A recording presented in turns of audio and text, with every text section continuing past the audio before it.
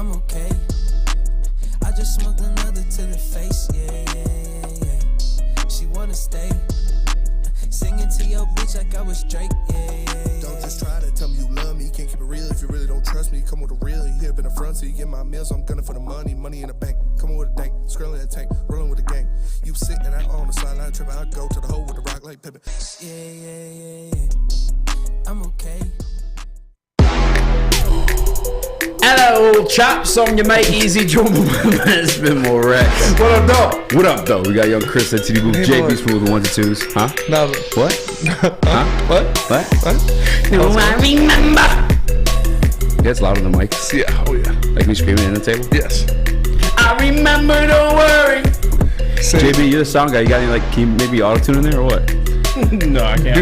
Do the version you just said. The same and the people go, no.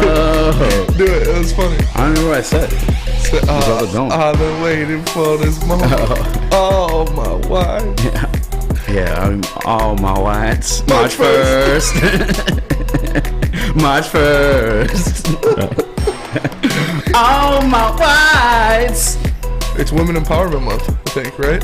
Is that, It's not a real thing. Also, kitchen appliances are half off this month. Oh my god. Oh man, 30% off vacuums today. someone's running the special. Something like that. Shit. Why is Black History Month the shortest month of the year? Why you asking me, Spinny? Because you're short and black. So I felt like you'd have some insight. Are you saying Easy's the February of people? Easy as the February people. Cause I'll be giving the most love. That's a good one. I don't know. You think that they had to have done it on purpose, right? You know why? Yeah, they had to have done it on purpose. Yeah, cause you know what? Like, there's 1 month that we don't have at least 30 days. That's the one we're gonna pick. What's 3 divided by 5? 3 divided by 5? 2 something, right? I read that up. I really 3 don't know. divided by 5? No, Yeah, it's a point fraction. something. Yeah. It's yeah. Not 2 point something easy. I used to do this all the time with like, 0.8, huh? 0.8, 0.6. 0.6. Where I'd like have a customer at AT&T. I was big killing time because I'm waiting for like something to go through. I'd be like, yeah, it's Verizon. Think about it. Verizon. That's 7 letters. What is 7 minus 1? 6. 6 3 times. It's Illuminati. Welcome back to World Heavyweights. Today we got a big show for you guys. Our guy Russell Brown. Russell's legit. Russ is the man. I feel like I forget that a lot of times around this place because we get to see Darren McCarty every day, Braylon Edwards every day, like these Ryan Ermanni every day, these big name guys, and there's like our boys at this point. Russ is our boy at this point. Like we just text and like call each other names and stuff like that. But you forget like Russ is like a guy out here. Yeah. You know, yeah. He knows his shit. he knows his shit, man. And luckily, He does more work on the draft than anybody I know. honest to God, yeah. Like he starts like draft day is his Christmas. Yeah. And then bam, right back to work. Back to work. Right back to work. He put out an interesting tweet today, actually, following the 40 time of Calais Cansey. He says he's torn, so I'm excited to find out what that's about. Also, I don't give a shit about defensive tackles 40 times. no, No. they're the heavies. Don't care. It's the heavy Olympics. If my defensive tackle's running 40 yards, it means the play's fucked. I don't care about how. I don't care. Give me their don't care. Still don't care. Maybe their 10-yard split. Like, yeah, that's but like, Yeah. like the only thing that That's it fair. would be somewhat good in is like sideline to sideline. You're 100% correct. But even that, I don't want my defensive tackle running from sideline to sideline. Like, Yeah. I don't care about their 40 times. Don't care. Don't still care. Still don't care. You're 100% right. That's a good point. It's a great point. Fuck. My defensive tackle's running 40 yards down the field. I mean, somebody fucked up. It's just like it's the off season, right? Like it's just something to talk about, Yeah. really. But I mean he set the NFL record all time, which is like that's impressive. Since 2003. Since 2003. Yeah. It was officially a 4.67. Oh, okay. Well, I was Fastest- told it was all fastest all time for the heavies. I saw a ESPN tweet, fastest since 2003. Come on, bro. Why do people do that shit? Yeah. Fastest ever. Just say Ever. the fastest since 2003. It's like, Fastest all time since 2003. yeah. Or they'll be like, he's the fastest on a Wednesday during 63 degrees with a. Yeah, Tim Kirkjian facts. Yeah, like ESPN always used to do that shit. I Like hate somebody that. like drops like a 39-point game, like he's the first guy since Martin Luther King's death on a Wednesday to drop 39 points. And I'm like, whoa, wow, that's Kind of cool. like, what the fuck? Mildly impressive. made. What the fuck, dude? Like, he's actually the first guy with his own DNA to do that. Right, it's crazy. He's the first guy named Kalasia to run that fast on a Yeah, Thursday exactly. after 7 p.m. Like, Jesus Christ. Facts. Yeah. Big facts. Big All right. facts. Killed the vibe. Big facts. Yeah. Damn, Facts, bro. Straight facts. You're like a. I'm just saying, like, I understand it's content. It's heavy on heavy crime. It's draft season. Oh, yeah. The underwear Olympics. Is that what you're doing? You're excited? Hey guys, go to the bar. Like, underwear Olympics. Oh my God. But like, I don't care. I don't care about a defensive tackle running the 40. She said yes. That's my excited face. Yeah. Like when I get a new spell in Hogwarts. I did it. That's what it's all about. Next time Lions win a game. A close game. I don't fucking know what words I'm looking Yeah. for right now. That's what we're doing though. We did it. People are probably watching like, what are these two cousins doing up there? This Lady Jane's. We are always tripping out the Lady Jane's girls. Oh, yeah. Always. That's the only one that likes it. Nah, it just confirms how weird she is. Mm-hmm. Also, good looking though, so good for us. Yeah, You know, weird gets you places. Weird like gets inside you of places. people. Weird What? gets you. Yeah. What's that? Forgetting Sarah Marshall, isn't that song? Imagine somebody just tuned in for that part. And they're just like, all right, fuck, take it. They decide to give you a chance. Yeah, hey, I'll check out what this Woodward Heavyweight show's about. All right, that's enough of that.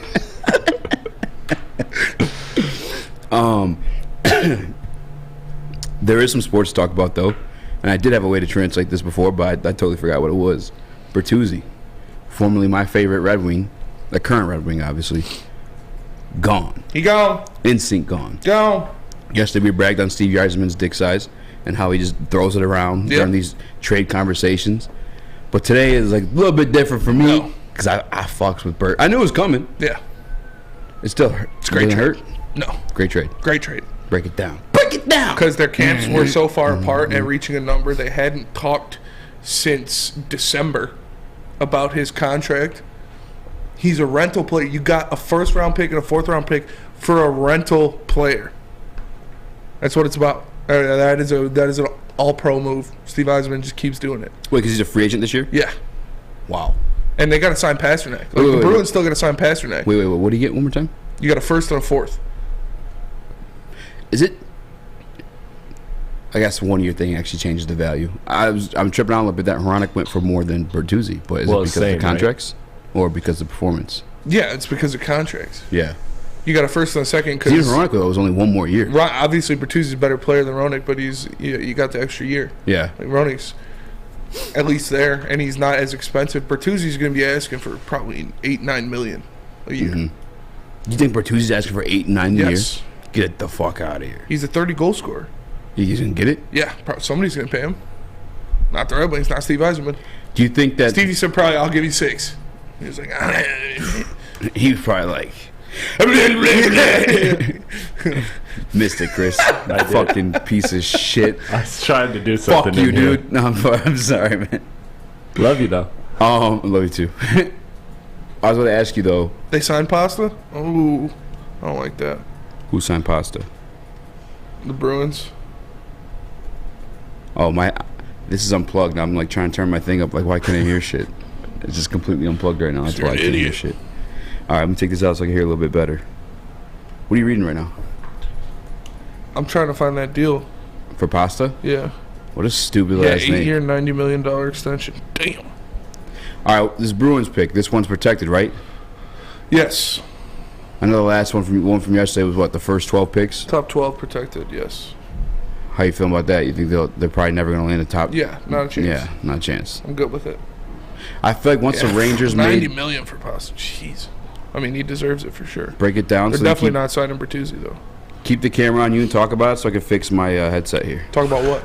pasta or whatever the fuck you want. Yeah, well, they just, like I said, this is a good trade because Bertuzzi wasn't going to get the money he was looking for from the Red Wings. And you can't just let him walk for free. So you traded him to the Bruins. You got a first-round pick out of it and a fourth-round pick. And, yeah, they just inked pasta for a $90 million deal, which is insane. But the guy's a 50-goal scorer. He deserves it. So they're definitely not re-signing Bertuzzi.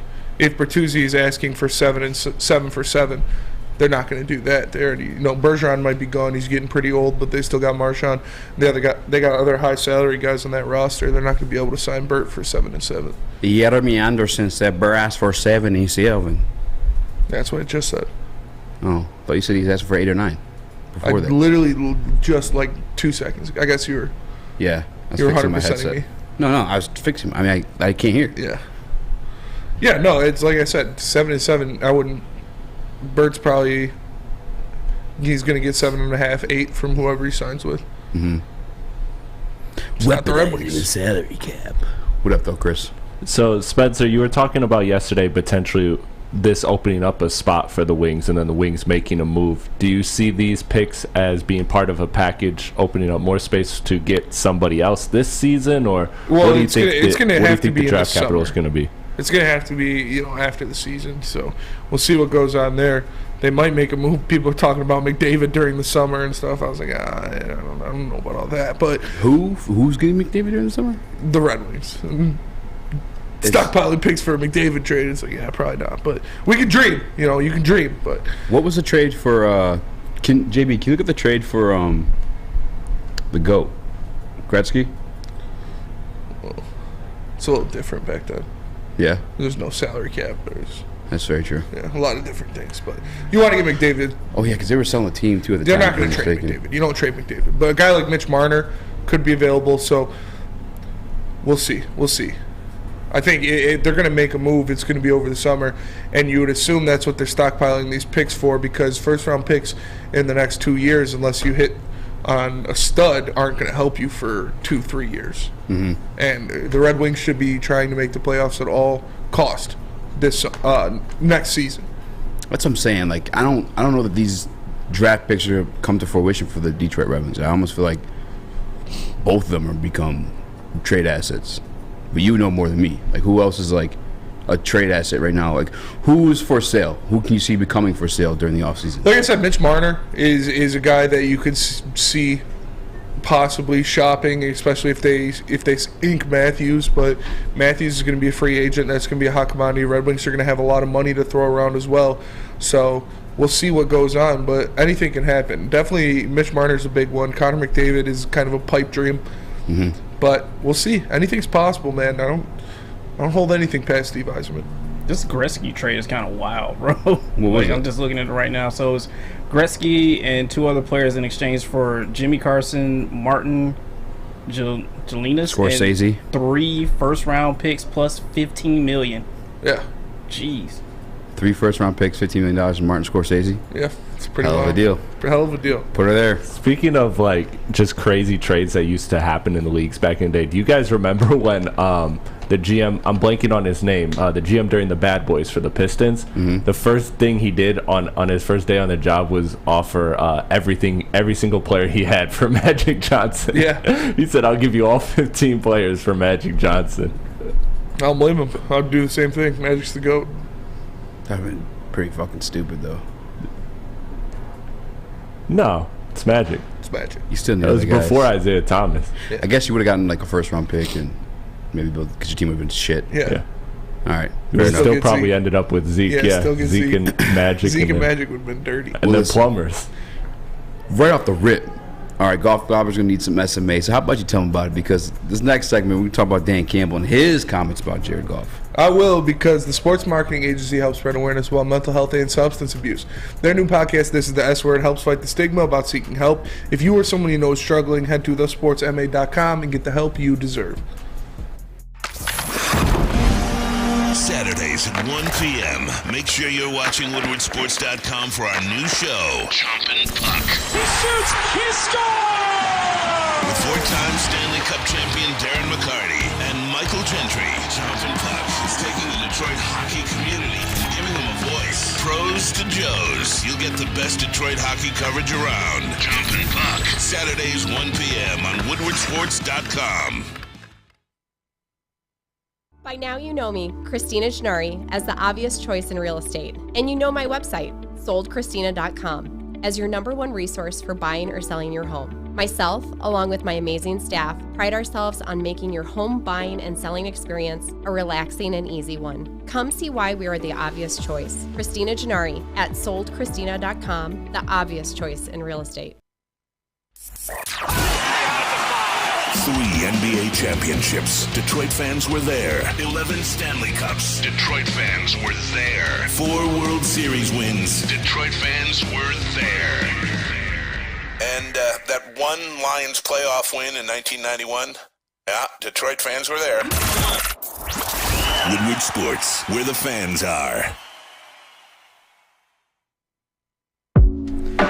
What up, and welcome back to the Woodward Heavyweights live on woodsports.com. I'm your boy Eazy, joined by my man Spinmo Rex. What up, though? Yeah, I was going to say, if you missed the intro, you can go to the podcast. Anywhere you find podcasts, check out the Woodward Heavyweights. Leave us a review. Tell us you love us. No, straight up. Tell us we're fat. We're going to get fired if you don't leave that 5-star review. Honestly, we are. Honestly. Yeah. We're going to get fired if you don't leave that 5-star review. If you don't give us 5 stars. If you listen to us on any audio, if you're listening on audio right now, head over to the Woodward Heavyweights, or if you own a Spotify account or an Apple Music account, hit the 5-star review. All right. Even if you don't, I'll give you. Well, I'd say I'd give you $5, but I'm too broke to give all of you $5. $5? $5. 5 stars. 5 stars. 5 stars. Dollar star. Do it. Spot on the rocks. Do it. Do it. Do it. Do it. Boom. All right. Reeling it in a little bit. Dan Campbell. Now, Brad Holmes spoke. And he has a little bit more GM speak than, like, they're a transparent organization. Detroit Lions are. Yes. I feel like they've never held like any cards just in terms of like certain or specific names. Maybe they haven't like said things, but in terms of plans, I think they've been transparent what they want to do, what they plan to do, and Brad Holmes is like the one that's close to the vest, but the one who's transparent, the one who cries at press conferences. Yes. Yes, he does. The one who makes sexual innuendos. Dan Campbell spoke about the quarterback situation yesterday, and we have a clip of it too. You have Jared Goff. You guys love Jared Goff. I know all of that, but you're picking at 6 and 18, as Rick mentioned. Yeah. I think there has been some talk of potentially drafting a quarterback, sitting him for a year. Where do you stand on this, and what are you hoping to get out of this combine and with these top signal callers? Yeah, I mean, look, first of all, Goff did a heck of a job for us. And look, he's no different than the rest of us. Talked about that crew that we had in 2021. He's very much a pivotal piece of that. And he had to go through, I mean, we were all got drugged through the, through the ringer. I mean, it was tough, and that includes him. We were all in the same boat. And I tell you what, man, it's a credit to Ben Johnson, credit to him as a player to want to improve. And so what he's done is, and what we were hopeful and thought we were going to get is a guy who, man, he's our guy, He's bought us time here. We believe we can win with Jared Goff. And in the meantime, we also know he's not going to be here for the next, 10 years. I mean, he's not, it's not like Jared Goff's a rookie. So certainly our eyes are on, man, potentially a quarterback. And the question is, where do you acquire that at? And that's something that Brad and I kick around all the time. But we don't feel like we're pressed right now. We don't feel like we're pressed, But that doesn't mean. No, I can buy Brad Holmes having some GM speak. Yeah. I can buy Brad Holmes bullshitting or setting up like fake flags. That man speaks his heart. He does. That man speaks truth to power. Speaks truth to power. Facts. Facts. Big facts, bro. Big facts. Detroit Lions. All the golf gobbling y'all been doing. Every single scenario I've given you outside of actually trading the man, Dan Campbell put right there in front of you on a fucking platter. Yes. We went to talk about the revival of the offense. Little soup dish. We talked about the revival of the offense. What is what is the first name he mentioned? I don't know if you're even capable of doing this, Chris, but it's at 34. At 34 seconds in. Mm-hmm. Just play the first 1 second, and then you hop right out. You cut it. 34 to 35. My math checks out. Run it. All right. First name. We were all in the same boat, and I tell you what, man, it's a credit to Ben Johnson, credit to him as a player. Credit to who? He says a credit to him as a player as well. Yeah, but who was the first name? Ben Johnson. I didn't cut it fast enough. Like- That's my like- fault. Yeah, Easy. way to go, Chris. Way to go, Chris. Way to fuck. Why? I dude? ruined Why? your point. You ruined everything. Credit to Ben Johnson. Yes. What's the person we've been crediting? Ben Johnson. Ben Johnson. We got hold for doing it first. We got hold for doing it first for sure, but then it came to fruition, right? Yep. We were told it was golf. That's what it sounds like to me, but that's what we were told it was. But the head coach of the football team, first name popped up was Ben Johnson. Yes, Matter of correct. fact, we heard Jared Goff speak on the revival of the offense. It was Ben Johnson. Ben Johnson. Okay, so that part checks out. I'm around You St. said Brown. that. Ben Johnson. Ben Johnson. Okay, let's see that. DJ Chark. All right, 1 point for us. 1 point. Are we? You're not Gryffindor. What house are you in? Slytherin. All right, 1 point Slytherin. All right, yeah. that's one for us. Okay, cool. Now, GMs, I asked you guys yesterday. I don't know what was going on over there just now. I missed it. I ADD'd that one. What? Parcel tongue. Anyway. At 46. Hey, man. 46 seconds in, Chris. Now, I told you, GM's not going to call a quarterback a bridge quarterback. I asked you guys, can you find me a GM calling a guy a bridge quarterback? Never ever. Never, ever. Can you play 46 for me, Chris? Yeah. 46? All right, let's see. Hey, he's our guy. You know, he's bought us time here.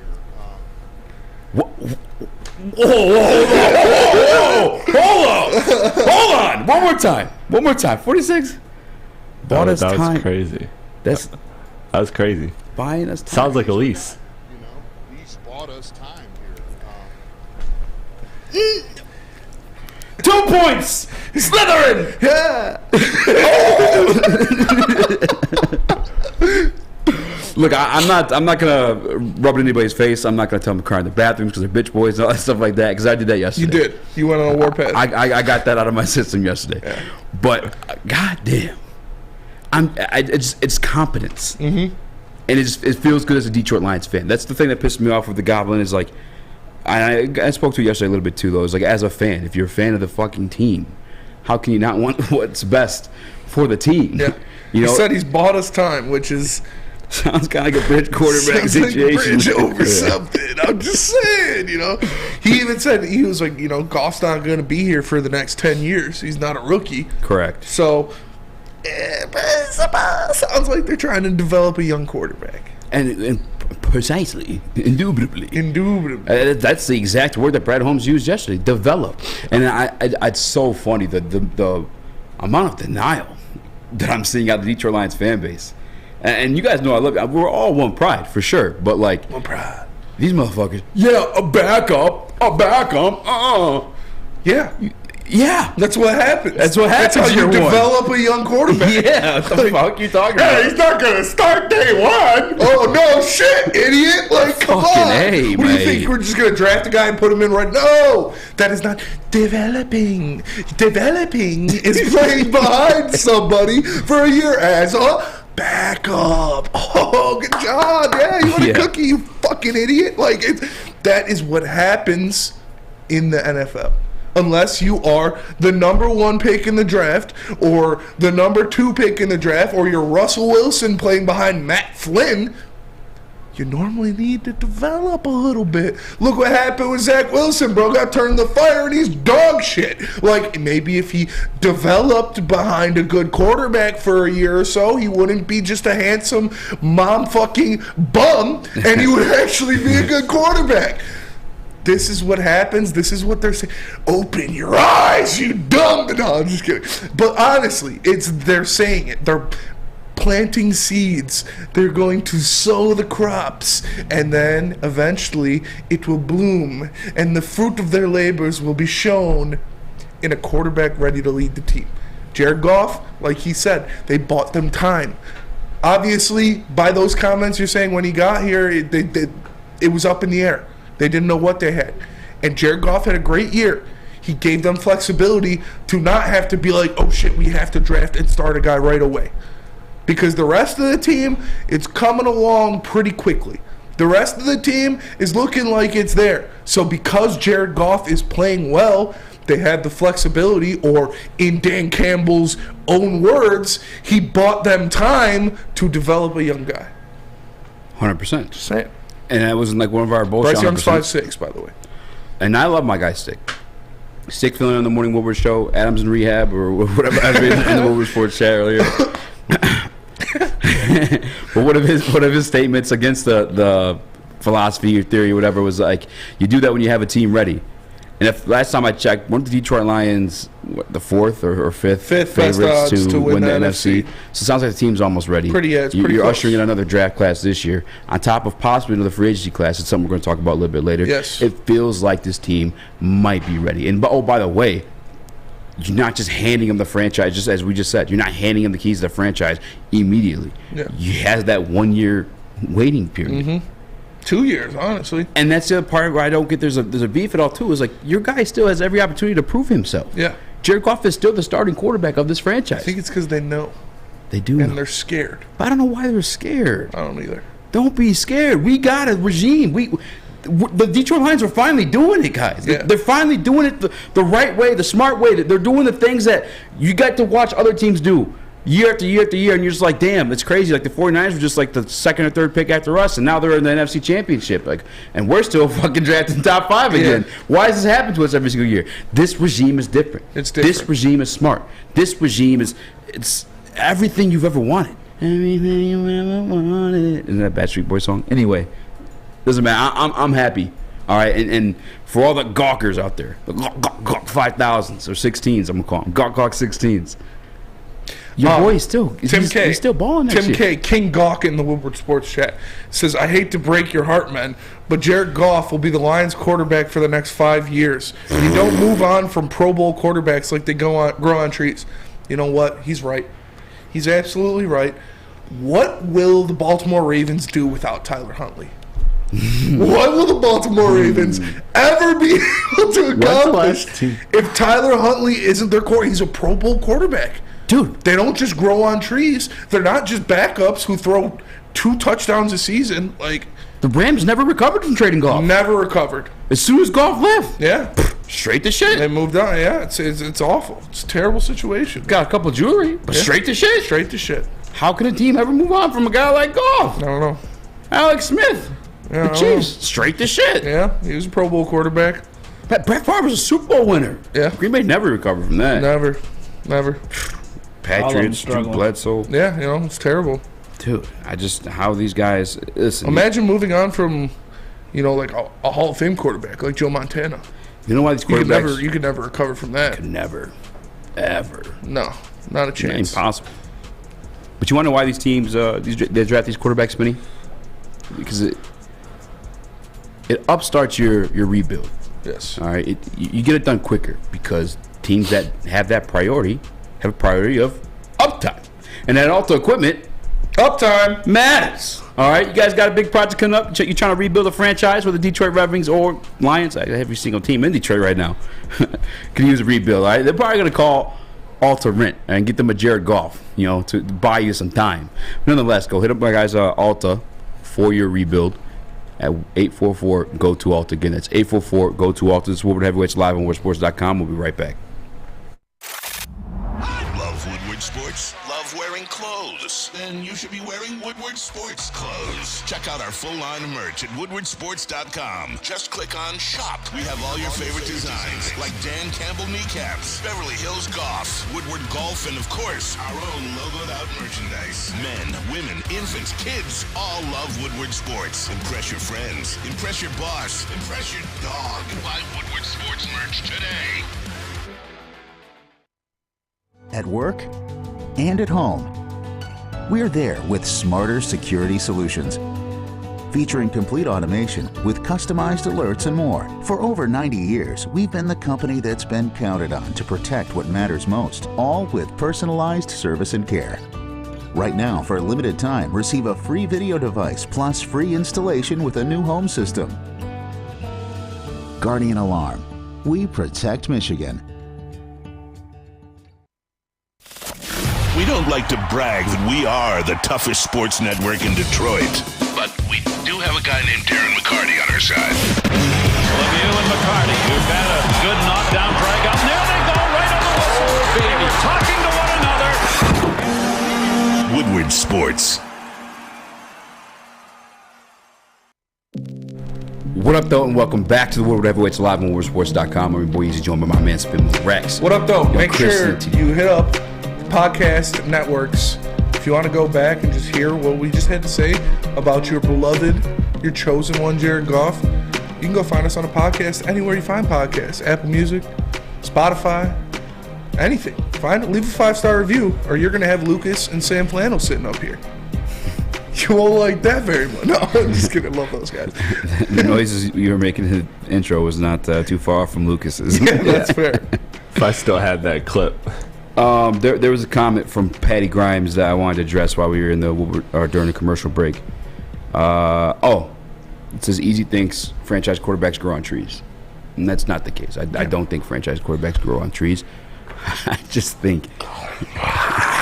Dude. Go ahead. Is Goff a franchise quarterback, yes or no? I personally don't think so. You got traded. I don't it's like franchise quarterbacks. This Lions team, like you guys wholeheartedly believe in Brad Holmes. Wholeheartedly trust Brad Holmes. Every decision he makes in the draft, I'm going to stand with it. Except him going out and getting a quarterback. Like, that's the one thing you're like, no, he can't do that. There's no way. Nobody could ever do that. Like, have faith in the man.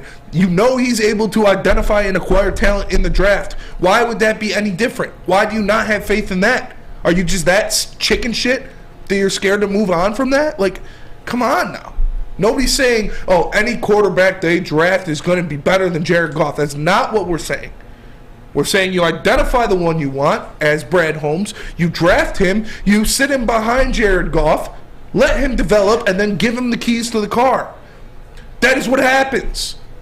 Like, I just don't get it. It literally makes no sense at all to where you guys can be so wholeheartedly Brad Holmes, this regime, they're doing everything right. They're making all the right picks. I believe any pick they're going to make is going to be good unless it's a quarterback. They'll never get better than Jared Goff. Ridiculous.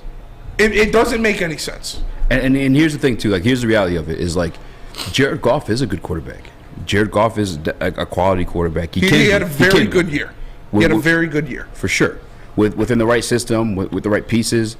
And the clip we showed you before, in all seriousness, because that was kind of, I was being a little bit of a dickhead there, but it's like, try to help you explain or help break it down for you guys to understand. I don't, you really can't at this point. If you guys see that guy and you thinking he's a top 5 quarterback or franchise quarterback, I can't save you. I can't save you on that one at all. But I can tell you that quality of quarterback can be drafted within the first round. Yes. And if you have a Ben Johnson, who at Chris, if you don't mind, 34. If you want to cue that up, get that ready at the 34-second mark on that video. Yeah. Your head coach, your Brad Holmes, your GM, they feel like this is the reason for the offense. We were all in the same boat, and I tell you what, man, it's a credit to Ben Johnson, credit to him. That's the first name that came out of the mouth. So I think, because here's the thing too, and for all the Gawk 16s in the chat, give me the one, or if he's top 5, like you say, 2 to 3 things that Jared Goff does better than any other quarterback. I love Stick. Sat in this chair this morning and told you guys that Goff was the second best quarterback in the NFC. A lot of injuries in the NFC this year. All right, Matthew Stafford was down. That's a guy that literally the Rams traded for rather than Goff. Like, it wasn't a reality of the situation. To articulate it another way too, you guys, do you think the Seahawks should draft a quarterback? A lot of people probably thinking so, right? Like, why would you pay that guy? You have an opportunity to draft it. Same situation here in Detroit, and they made the playoffs with him. Lions didn't this year. Came very close. Matter of fact, it was just that Seahawks game riding on it. If the Seahawks would have lost, Detroit Lions would have been in. But you have Ben Johnson, who can make these things work with less than stellar talent. And I'm not even trying to. It's the same way the PFF guys put it. He's a starting caliber quarterback in the NFL, and that's exactly what Jared Goff is. Like, bad. That's what we say when we're being mad or trying to be funny and shit like that. But the reality is he is good, because bad is Tim Boyle. All right, and Jared Goff isn't that. No, he had a great year. He had a great year. Can't take it away from him. He had a great year. But that caliber of guy who's not top 10, not top 5, and factually, like skill set wise, like, that's not worth paying 15% of your team's salary cap. I don't need and to Patty Grimes' point, I don't need a franchise quarterback. I just need a guy in that rookie deal who could at least get done. Before this year, I don't think Jalen Hurts was ever seen as a franchise quarterback. No. Did he look the part this year? Yes, but did he look the part with other pieces around him? Yes. Yes. Did Jared Goff look the part with other pieces around him? Yes. And that's when both those guys, Jalen Hurts and Jared Goff, were on rookie deals. That's the moral of the story. That's the moral of the NFL. Year after year after year after year. The 12% rule isn't something I just pulled out of my ass. You guys can go back and do the homework yourself. It's all there. Patrick Mahomes is the first one to break it, and Patrick Mahomes is fucking Patrick Mahomes. So unless Jared Goff is performing to the level of Patrick Mahomes, can do the things that Patrick Mahomes can do on the football field, both on the run or just from the pocket with a fucking whatever the hell was wrong, the high ankle sprain, and no receivers. I don't want to pay them $1 over $15 million. Yeah, I'm just saying, like, you guys know, I've been talking about it for months now. I want them to go defense. I want that cornerback, and I want an interior defensive lineman. But just the blatant disregard of the quarterback situation is kind of irresponsible. Like, especially when you have both of them coming out and saying that. Could it be a smokescreen? Yes. But that also means they're thinking it. They're knowing it. They're planning for the future. They want to develop a guy. They want to address that quarterback spot. Regardless, like I said, regardless of where it is, they're getting a quarterback in the draft this year. I don't think it's going to be in the first round.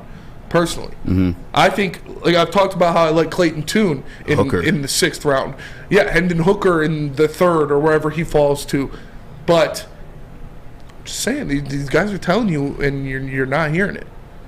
Again, I don't think it's going to happen in the first round. I don't really want it to happen in the first round. I've talked about Christian Gonzalez and how much I love him. I've talked about Khalil Kancey, how much I love him. Different guys in different spots with those first 2 picks. But when you're in the 6th spot, and my rule, when you're top 5 in the NFL draft, there are 3 positions you draft, which are the most important 3 positions in the NFL. That is someone who protects the quarterback, a left tackle or right tackle, depending on which way your quarterback throws the ball, someone who attacks the quarterback, and an edge rusher or an Aaron Donald type interior defensive lineman, and a quarterback, which are irrefutably the 3 most important positions in football. And you're just outside of the top 5, so somebody might slip. I'm just saying, again, you guys know I want Christian Gonzalez, you guys know I want defense, but I wouldn't be surprised and I wouldn't poo-poo it if it happened. And to Spinney's point, too, like, I don't necessarily need it to be in the first round. Just address it. Jalen Hurts was in the first-round pick.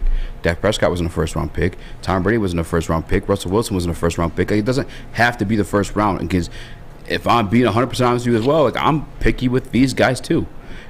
In theory, I would have to ride with whoever it was that they decided to go away from the people that I like. And the guy that I like number 1 overall is C.J. Stroud. Especially following the Jalen Carter news, I doubt that he's going to be there. After the other one, like the Anthony Richardson stuff, and that's what this was actually supposed to be about. And we have Russell Brown coming on shortly too, NFL Draft Scout. You guys see him on PFF. You guys see him on the Woodward Heavyweights. You see him all over the place at this point. But he's coming on too. But the other person that's been talked about, and in fact, the Detroit Lions interviewed yesterday, was Anthony Richardson. But Spin, you got something I just don't understand. Like Paul Thomas in the Woodward Sports Chat. I think it's funny actually because Goff is going to be our QB for a long time. How do you? What evidence do you have that goes to that fact? You literally just heard your GM and head coach say the complete opposite. So what evidence do you have that points to that fact? Yeah, I'm waiting. Are you willing to sign Jared Goff to a $40 million contract when his contract's up? Are you going to do that? Because I'm not. And he's not going to take a pay cut, especially if he continues to play at the level he played at last year. So tell me how much longer he's going to be the Lions quarterback, please. Tell me how he's going to be the Lions quarterback for a long time after your head coach literally just said he won't be. Literally just said he wouldn't be. So, it's okay. You know more than Dan Campbell and Brad Holmes about the Lions and their future, though. That's you. I'm just going off of what the GM and head coach just said. And just logic, too. All right. Flick Story Entertainment has a really, really good comment. It says, based on what you're saying, it doesn't have to be this year, this draft. And you're 100% correct. But what you don't realize is number 6 overall is going to happen for the Detroit Lions next year. Barring an injury to that quarterback a lot of these people love so much, Jared Goff, Do you think the Detroit Lions are going to have a top 10 pick, Spinny? No. And Joey 2 times, I don't know if he's joking or he's being, I hope he's being honest, because what he said is true. Basically, you can only pay a QB a shitload of money if it's Patrick Mahomes. Anyone else, you're better off as a rookie QB contract. Yeah, the only person that I'm in the ballpark or willing to pay $45+ million to a season would be a Patrick Mahomes. Yeah, and again, that's like unheard of like talent. So I wouldn't go like purely just Patrick Mahomes. Like I'd probably cut the line off like Herbert or something like that. You know, like I mean Herbert couldn't get it done. Obviously, his coaching and stuff around him wasn't great, but we've had Joe Lombardi experience here in Detroit. I'm not gonna blame too much on Justin like Herbert. Josh Allen. You think the Bills are going to be more contention for a Super Bowl next year than they were the past 2 seasons? Because Josh Allen's about to get $50 million, and they're going to lose some of those pieces that made them one of the best defenses in the NFL for a long period of time. Flick's story entertainment with just more heat. He says, "I just don't want to pick any quarterback because," and you're right. I'm with you. Yeah, if you don't like any of them, you don't like any of them. Yeah, and that's what the Brad Holmes last year.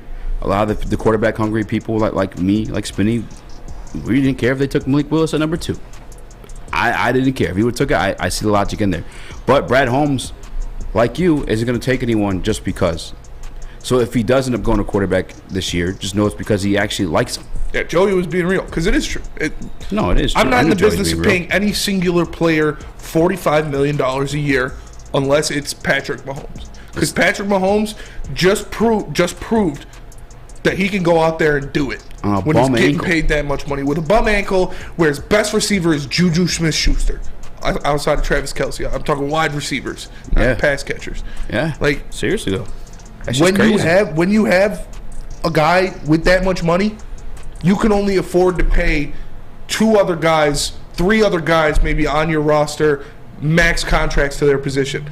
So you like Aiden Hutchinson, you like Penei Sewell, you like Amon-Ra St. Brown, you like those guys, you want to keep them all around, you like Kirby Joseph, and what those guys are projecting to be is top of their position salary guys. And you're not going to be able to afford all of them if you're giving your quarterback $45 million a year. And if you are giving your quarterback $45 million a year, like you said, you need to be able to fucking do something more than just be Ben Johnson's fucking. I'm being disrespectful now. He needs to be more than Goff. But we have Russell Brown coming up next. I have to send him a link to join us. But before we do that, Spinny, tell him where you go to pick up all these hot chicks. Planet Fitness, I guess. Because Planet Fitness is the home of the. There was a girl following me around yesterday. She's like, I can help you do workouts. Yeah, so, I mean, you want me to spot you? She can rub me down after. But Planet Fitness is the home of the judgment-free zone, where you work out in a non-intimidating, judgment-free atmosphere. The gym that has always been known for being clean is now cleaner than ever. You get a full body workout in just 30 minutes, then a 30-minute circuit, and all memberships include fitness training. You get all that for just $10 a month, or you can upgrade to the Black Card, because Black Card members enjoy the use of amenities such as unlimited tanning, hydro massage chairs, total body enhancement, along with access to over 2,000 locations worldwide. Make sure you sign up in club or online at planetfitness.com. It's Planet Fitness, where your fitness is essential. Get a shot up. This is for the win. All of Detroit's sports teams live on Woodward. All of Detroit's sports coverage lives on Woodward Sports. Driving the best in Detroit sports coverage. You're about to be shell-shocked. The catch of the day is in. Big Boy Seafood Fest is officially back. Join us for some of your favorites like our popcorn shrimp and pike perch platters and our classic fish and chips. This year, we've reeled in some fresh catches like our shrimp Alfredo, shrimp stir fry, and our fish sandwich. And especially, don't forget about our all-you-can-eat Friday night fish fry buffet. Every day is a fish fry at Big Boy. My name is Lee. I've lost 35 pounds on the Custom Health Center program. So the 3 biggest benefits that I've gotten from this program has been I'm not snoring anymore, I have a lot of energy, it's great, and oh, by the way, look at this. No, I'm just kidding. No, I'm just kidding. Call us at 844-789-FIN or visit CustomHealthCenters.com for a free consultation and get started for as little as $5 a day. have an opinion? Make sure it's seen and heard. Corner, jumper, Tweet us, hop on the YouTube chat, slide in the DMS at Woodward Sports on all social media. What up, though? Welcome back to the World Heavyweights Live on WoodwardSports.com. I'm your boy Eazy, joined by my man Spin Mo Rex. Chris and then TD Move, JB moves to the 1 to 2s. If I'm not mistaken, we might be having some technical difficulties with Russ. Should I text him to reconnect or? Yeah. Yeah? Yeah. All right. I'll let him know that. But before that, Spinny, I guess if you want to talk about AR-15 real quick, and then Detroit Lions meeting with him, I mean, what is that? Yeah, we had a graphic at that. The Detroit Lions were one of the teams that met with Anthony Richardson, and obviously this is from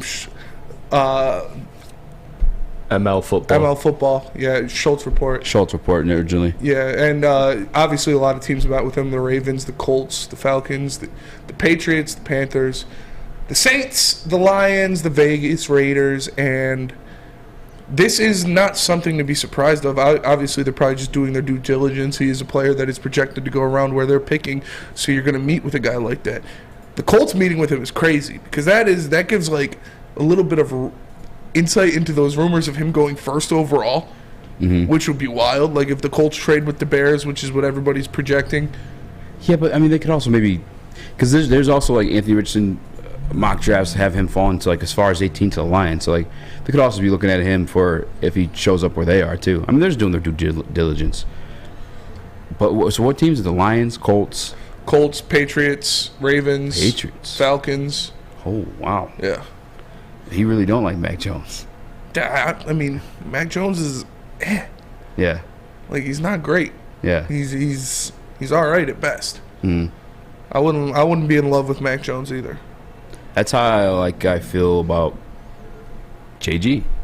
I mean, Mac Jones been a guy who used to go to the playoffs on the rookie deal and all good stuff like that. But Jeb Large says I'm not reading too much into that meeting, and yeah, neither am I. I'm not like, oh, they're drafting him because they met with. No, they're meeting with a lot of guys. I'm sure they're going to be meeting with players that are projected around where they're drafting, and this is one of those players. So it's not crazy. I think the takeaway from it though is you guys have to be real and realize that they're actually considering a quarterback in the first round.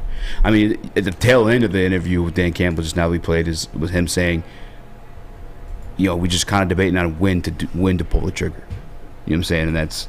And this is a class where like you can kind of have that debate because you do have a Hendon Hooker that you know is going to fall at some point in the draft. Is he as young as these other guys? Do you see him as a long-term piece? Probably not, but you're still getting a guy on that cheap deal. Cheap like a birdie, what my guy Scott from Truger used to always say. But we have an actual professional here to talk about it, all right? Not just these two Coney dogs, whoever that guy in the Woodward Sports Chat came through and said that. We have my guy, Russell Brown, NFL draft expert, joining the show. What up, though, man? Somebody called you guys Coney dogs? I think so, something like that, yeah. It's kind of a good one, I think. I mean, maybe not. It made me laugh. It's stupid. It's one of those things that's so stupid it's funny. Yeah. Yeah. Yeah, I guess. I mean, it's kind of insulting, though. I don't like when people insult my boys like that. I mean, don't make the honorary heavyweight come out and, yeah, punch some cars. Yeah, that's right, dude. So obviously, Combine's underway. This is your favorite time of the year. This is where you get the most excited and most information, obviously, given to you all at once. Everything going on. The defensive tackles were out there today. Lions are in works, or they should be in the works of acquiring one of those defensive tackles. Who stood out to you the most just from what you've seen so far, and who do you think improved their stock the most out of the defensive tackles? Well, obviously, I mean, Kalijah Cansey from Pittsburgh is the one near the top of the list there, right? He runs a 4.67 40. It matches the tape, and that's always the big thing with the Combine is stuff that matches the tape. And he's a super explosive pass rusher on the interior. He had a 10-yard split at 1.64 seconds, which just goes to show how explosive he really is. And when you see what he can do on tape, you see a guy that has this pass rush plan that is super violent, super fluid, super quick.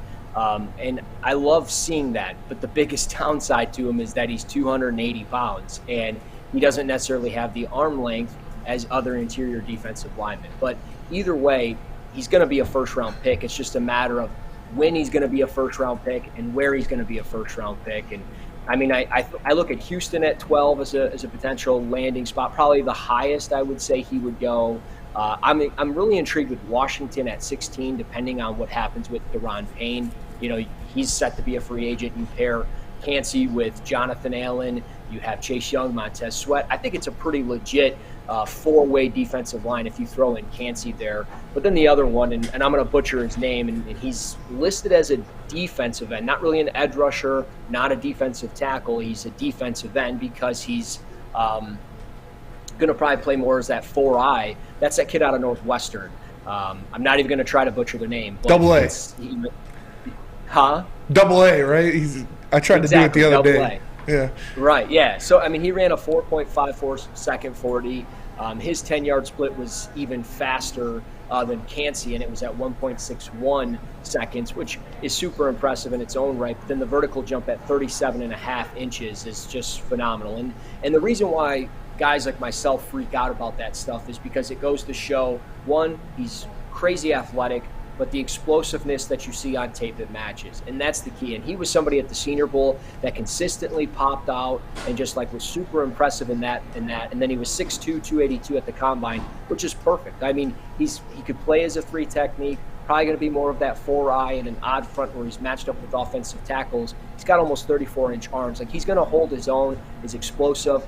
He's more than likely going to be a top 50 pick after this week. And I mean, I'm not going to say he's a first-round pick, but when you have teams at the back end that have the luxury of kind of doing what they want, you look at Kansas City, you look at Philadelphia, those teams, they could easily pull the trigger on a guy like that because they're not going to get him in the second round. What is the event that translates most to the NFL for these defensive tackles? Like, is it the vertical jump? Is it that 10-yard split? Like, what is the one that gets you most excited in terms of for defensive tackles, I should say? Well, really for defensive ends, edge rushers, defensive tackles, all these defensive linemen, the 10-yard split, the vertical jump are all really key for me just because it shows off that explosiveness. The 3-cone drill is one that I really like for really defensive backs. It's important for everybody, but when you look on the defensive side of the football, specifically defensive backs and defensive linemen, you want to see that hip fluidity. And really with defensive tackles, you do want to see a good bench press number. Like, you know, they've got to bench more than 5 or 6. Are they all going to put up 40 reps? Probably not. But if they're in that 20 range, hey, I can trust this guy to hold his own against an offensive tackle that's equally as strong as him. And that's kind of the key. So I think that's why, this event is kind of the big event. And that's why it's so important during the draft process, because your workout, I mean, we're talking about athletes. These are athletic drills. So it's important that these athletes, have good athletic drills and athletic testing, and some guys don't, and they're still good football players. And there's going to be guys in here that maybe I haven't talked about yet that are going to be just fine at the next level. Isaiah Foskey, he runs a 4.64 40. It's a fine 40 time. He's going to be just fine at the next level. There's going to be different guys across the board that are going to be just fine. And so you talked about Calijah Kancey. You think the highest you see him going is that 12 spot to Houston. A lot of people have been wanting him in Detroit at 6. Adam's been mocking him at 6 to Detroit. Is that something that you think is even reasonable, or something that I know they're having PTSD of the passing over Aaron Donald, but is that something you could see happening at all? Possible. And Dan Campbell kind of started the week by saying, hey, we got 4, maybe 5 guys that kind of have it, right? Could Kancey be one of those guys? If he is one of those guys, I could see them pulling the trigger at 6 and then potentially moving up from 18 to get somebody else. Like, it's all in the cards. I'm really curious what they do, just with the quarterback thing, which I'm sure we're going to pivot into that here at some point. But with Kancey, I don't know, man. Like, I don't think I could take him at 6 just because of the arm length. And I love the tape. It's great. I'm a tape guy. Trust the tape. But to take a guy like that at 6 and then it potentially not work out because he is only 280 pounds, he is only 6'1", like, you're banking that this guy's going to be a Hall of Fame player. Yeah. I don't know if I can do that at 6. Now, if they trade out of 6 and get down to, let's say, 10 or 11, okay, I could live with taking Kancey at 10 or 11 if you trade it down. I don't know if he'll be there at 18, if I'm going to be honest. Like, I get excited thinking about it because I would be fine with him at 18. but I just don't know if it's a realistic option. Yeah, that's why I was when Brise is being mocked at 6'2". I'm like, I like Brise, but not at 6. That's crazy to me. And I do want to pivot into quarterbacks too, but I guess an overall scheme, like Spinny and I, we've been kind of excited for the cornerback drills to start because we feel like there's like a cluster right now with those top 3 guys, and it's kind of hard to sort them. But what position groups are you looking forward to for the rest of the combine? Certainly cornerback. I mean, you mentioned it. I think there is a cluster there at the top. You look at Joey Porter Jr., you look at what Christian Gonzalez has, obviously Devin Witherspoon. Keely Ringo is an interesting name that I keep getting tagged in a bunch of stuff from the agent that he has and the people that he's working out with in regards to how he's going to run and how he's going to test. I mean, he's got great numbers for track and field as far as the 100-meter dash and all of that stuff. But at the same time, it's like, is he going to fall in front of these guys or is he going to fall behind these guys? You have a guy like Deonte Banks, who's also a former track and field guy. His 100-meter dash was in the 10.8 second range. So, like, he's going to move just fine this weekend when he runs. So I'm just really intrigued with kind of those 4 or 5 guys. My guy, Julius Brents, as well from Kansas State. But, you know, the big 3 have been this entire time, Witherspoon, Porter Jr., and Gonzalez. And you guys know me. I'm a big Christian Gonzalez guy. I think he's going to run in the 4-3 range somewhere. Wow. And I think he's the guy that we take at 6. And I've been saying that for probably a month and a half or so. And I think that's the guy we take. So we'll see what happens. But, I'm on Christian Gonzalez train here. I'm conducting the train. Hop on because, Let's go. I like to draft good players. I'm on the second Put a car. smile on my face. Second man. car, ready to go. I'm ready to. Yeah. For some Christian Gonzalez. Like that's a 6 David overall Blau. pick. Because he knows David Blau, 100%. There's the NFL relations there. We got to pay some bills real quick. I got to tell these guys about Swiss Insurance. Can we keep you through a break? Talk about the court? Cool. Thank you. Appreciate you, Russ. Guys, if your business isn't insured by Swiss Insurance by now, and you watch this show every single day, what are you doing? Even if it's not insured by my guy Mark at Swiss Insurance, at least give him a call, send him an email, see what he can do for you, see if he can hook you up. Hit up my guy Mark at Swiss Insurance. It's Mark at SwissINS.com. Just send him the email, even if it's a prank. Ask him if his fridge is running. I don't care. Hit up Mark at SwissINS.com. We'll be right back with NFL Draft Scout Russell Brown. The only sports network in Detroit that starts with a W. Because we win. Woodward Sports, Detroit's winning sports network. Introducing the Planet Fitness Guide to getting that post-workout glow. Step 1, what's your why? More epic energy, better sleep, blow off steam? Step 2, join Planet Fitness for just $10 a month and get moving in our clean and spacious clubs. Step 3, bask in that post-workout glow. Join Planet Fitness today for just $10 a month. Join today at any of the 50-plus Detroit area locations.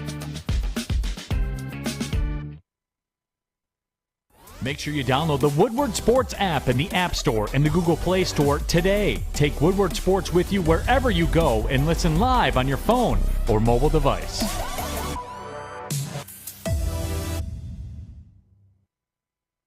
The Foaling Warehouse in Hamtramck is the home of the original football bowling pin game called Foaling. Multiple different ways you can play. They've got $12 open unlimited play and private lane reservation for $120.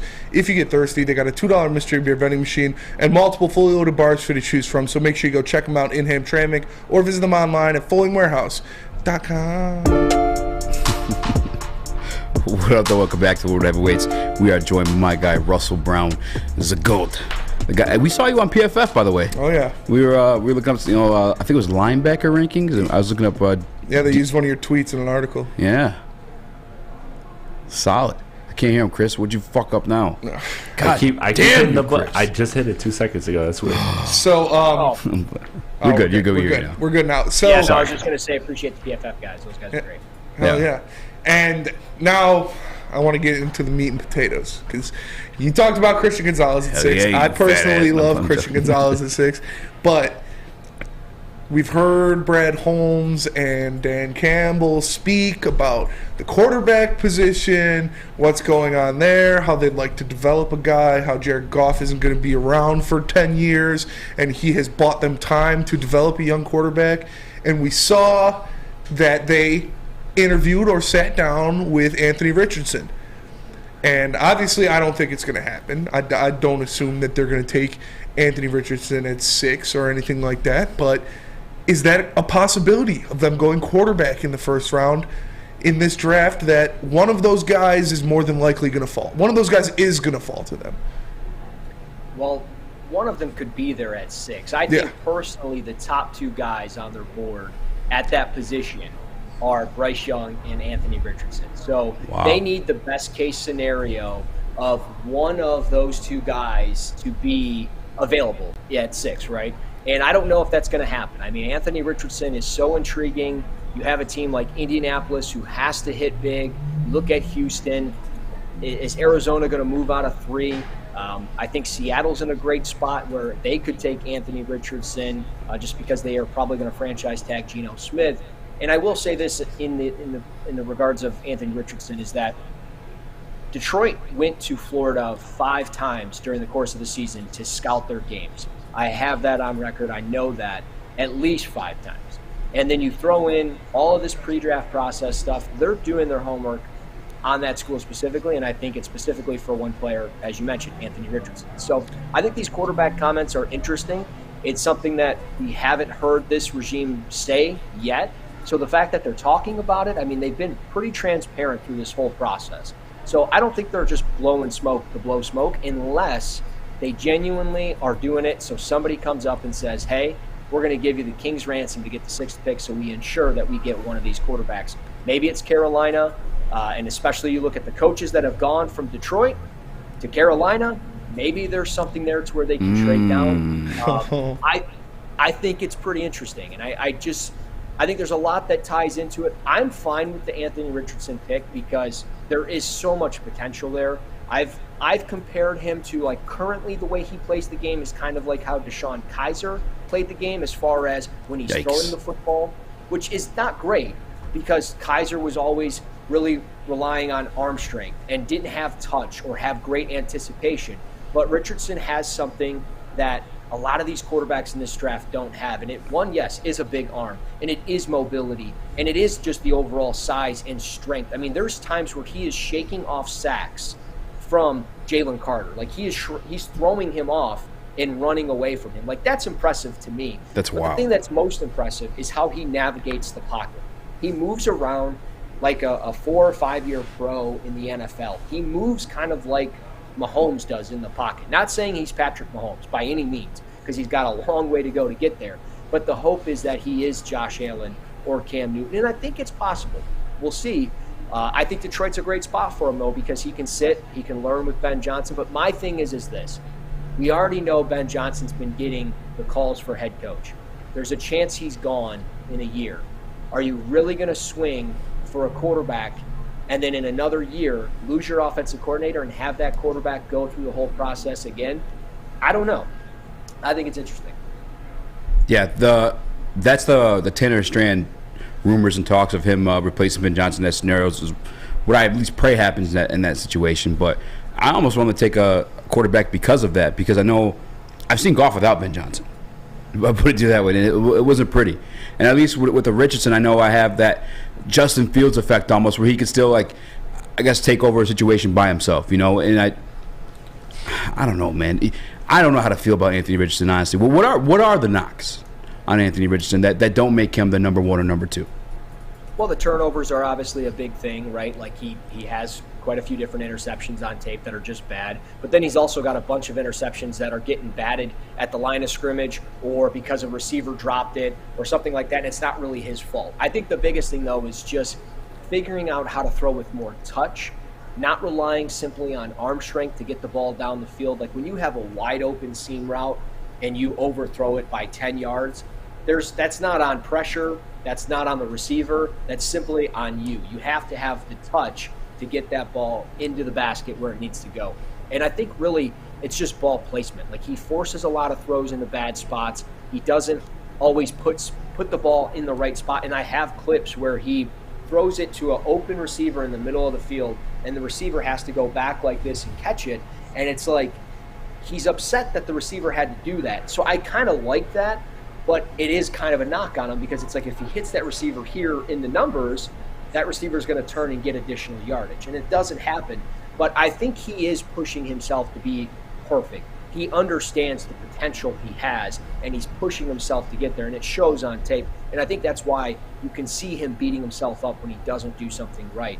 But I think if he can clean some of that stuff up, we're talking about a very good quarterback at the next level that can win you a bunch of football games, and that's the hope for Detroit. Now, Bryce Young, probably not going to be there. I think we can all accept that. He's not going to be there at 6. The hope is that Anthony Richardson is potentially there at 6, and then it's like, okay, well, if you pass on him and he goes to Las Vegas at 7, becomes a stud, or if he goes, to potentially Carolina at 9, now we're looking at that kind of like we did with Cansey, right, on Aaron Donald and stuff like that. So it's kind of a catch-22. I don't know. I'm really intrigued by it. I think the quarterback that they're most intrigued with, though, if I had to pick number 3 on their list, I think it's Hendon Hooker. I mean, that's just kind of the vibe it felt like out of the Senior Bowl. So we'll kind of see how that goes. Now, I don't know how to feel about Richardson. It scares me and intrigues me. Everything you just said is how I felt as well. But how are you power ranking these quarterbacks? I know at one point in time for me it was Bryce Young. Now I feel like C.J. Stroud shifting into that number 1 spot for me. Like that's the one I'm kind of hoping that falls. But you're an actual you do this every single year in, year out, year long. How are you power ranking these quarterbacks? At least the top 5, or is it 4? Yeah. Bryce Young and C.J. Stroud are the only 2 that have top 10 grades for me. It's Bryce Young and then C.J. Stroud. It's pretty close, but there's a couple of edge rushers in between the 2 just because I think those edge rushers are very good. And then slowly down the list there with early second-round grades is Anthony Richardson and Will Levis. And I just have to go off of what the tape is, and that's why those 2 are right where they are. They're literally head and shoulders on top of each other here in the rankings, and I prefer Anthony Richardson to Will Levis just simply because of the way he navigates the pocket, the toughness, the mobility. He can be a difference maker, and I think Will Levis can be good at the next level, especially because he's got the tools. But I prefer Anthony Richardson because if I got to bet on upside, which we've done time and time again with these quarterbacks, whether it's Mahomes or Josh Allen or somebody else, and they don't necessarily pan out, sometimes you just got to swing and miss, and sometimes you're going to swing and hit a home run, and the hope is with Anthony Richardson is that you hit a home run. So I think just off the tape, though, both those guys kind of have second-round tape compared to Bryce Young and C.J. Stroud, who were much more consistent over the last 2 seasons. Yeah, definitely. And another thing that's been thrown around out there, Eazy hates it, is the guard situation. And what's going on there, obviously, we feel like Vaitai is a prime cut candidate for the Detroit Lions. And, Jonah Jackson's going to be coming up to the last year on his deal. So a guard might be a need for the Lions at some point in this draft. Not in the first round. Some people have the Lions taking Osiris Johnson. Torrance. Osiris Torrance Really out of racist Florida. Let's give him a Johnson. As a guy that, where could you see the Lions falling upon a guard? Do you think it's possible they take one as early as the first round? Neil wanted to take one at 6.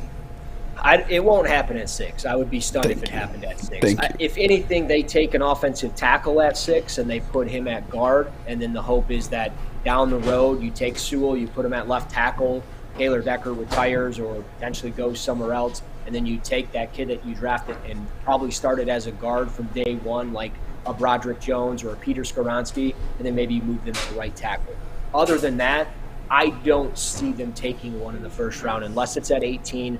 I could live with Osiris Torrance at 18 just simply because at that point, I only have 15 or 16 first-round grades. So if you take Osiris Torrance at 18, you're kind of taking best player available, kind of next man up type of thing. So I'm okay with that. But other than that, if they're going to take that guard, take him in the second or third round. Take Steve Avila from TCU. He can be a plug-and-play guard. He operates well in space. He's very good at pulling. I think he'd be a great asset in the run game and what they're looking to accomplish there. If they don't want to go that route, if you want to take it earlier, John Michael Schmitz from Minnesota, he can kind of take the center route, become a starting center, and then eventually move to guard. And, we've seen it kind of happen with Frank Ragnow. Frank Ragnow's been beat up. Evan Brown's set to hit the market and his backup. So if Evan Brown is gone, Frank Ragnow ends up getting hurt. You now have kind of your backup center, but also a starting right guard in the mix there. So I think John Michael Schmitz is an intriguing one. Former wrestler, has great leverage, can reach, get to the 4-eye with ease. I love his skill set, so I'm okay with him early in the second round. But other than that, I mean, it's going to be kind of hit or miss the further down the board you go, unless you're going to end up with like a Jarrett Patterson from Notre Dame. But he wasn't great at the Senior Bowl, so I don't really know what to make of him because his tape is up and down, a lot more inconsistencies there. But if you're going to go guard, I think you might have to go a little bit sooner if you want that plug-and-play guy. And then I know you're a big Red Wings fan. A lot of times we miss you, can't get you on because you are going to these Red Wings games. Stevie Y has been swinging his dick around all week. Made a couple trades. How you feeling about those before we let you go? Yeah, I mean, look, I'm not upset about the Tyler Bertuzzi one. I've never really gotten the hype with him. It was cool that he scored 62 points last season, like whoop-de-doo. But he's got 14 points this year. He's already got a bad back. He's been up and down, whether it's the broken hand, the back injury. I'm not a big Tyler Bertuzzi guy, and the fact that you got a first-round pick for him, I think that's a big win. I'm cool with it. With Hronek, he's somebody that I don't know. I was a little torn just because the offensive production was there. He was having a career year, only 25, but you got a first and a second-round pick for him, and his defense was very skeptical, and he made some really costly turnovers, so I'm cool with it. Russ, I want to get you back on next week. I want to talk linebackers, but I appreciate your time. I know you're probably getting ready to eat dinner, so I'm going to let you go, man. I appreciate you. Oh, you guys are good. It's all good, baby. I appreciate it. Guys. Thanks as always, Russ. You're the man, bro. We appreciate Why'd you. you just clap at him? What was that? I don't know. I was going to go like a dog like or something? Oh. Make sure you guys follow Russell Brown on Twitter. Actually, Russ, where do you want to follow you at? Huh? I think he left. He left. He's gone. At least he did that on. At least he wasn't making like a weird face or something like that. Yeah. Way to go, Eazy. Let me tell the people about Lady Jane's. Man, Jane's is looking lady. You can come to Lady Jane's for an award-winning haircut experience and register for a once-in-a-lifetime opportunity to win a down payment on your dream home up to $200,000. Lady Jane's open 7 days a week. Walk in anytime, no appointment necessary. So Lady Jane's, it's wicked awesome. Saturdays at 1 p.m. Make sure you're watching WoodwardSports.com for our new show, Chompin' Puck. He shoots! He scores! With four-time Stanley Cup champion Darren McCarty and Michael Gentry, Chompin' Puck is taking the Detroit hockey community and giving them a voice. Pros to Joes. You'll get the best Detroit hockey coverage around. Chompin' Puck. Saturdays 1 p.m. on WoodwardSports.com. The Sports Marketing Agency would not be who we are without great community partners like Higuera Health and Carol Zuniga. It's an awesome opportunity to partner with your organization. Higuera Health is a comprehensive behavioral health organization. We serve children through older adults with mental health, substance use, and developmental disabilities across Western Wayne counties, and really excited to now be in downriver communities as well. Give us a call at 734-458-4601. We are the network for Detroit by Detroiters. Welcome to the Woodward Sports Network. What up, though? Welcome back to the Woodward Heavyweights live on WoodwardSports.com. I'm your boy Eazy, joined by my man Spinmo Rex. Hello. If you guys haven't already, please make sure you hit that like button. And if you guys are listening to on audio later on today, because obviously not here live, hit 5-star review. Only 5 stars. 5-star review. Any podcast please. Website, whether it's Apple Podcasts, Spotify, I don't know any other ones, but all the other ones. 5-star review. Do it. Linebackers. Because otherwise, otherwise this becomes a Woodward. I'd like to see it, but we'll see. We'll see what goes on. Like we said, Brad, what? Had a little flood monster there. Yeah, that'll be what you're dealing with if you don't give us 5-star reviews.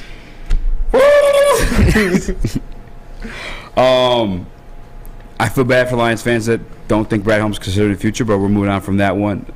Speaking of the future, this offseason, no big-time free agents coming to Detroit. Is that what I'm reading on the? Dan Campbell spoke on that. I believe we have the video of him speaking on that. Oh Lord. Yes, we do. Lord.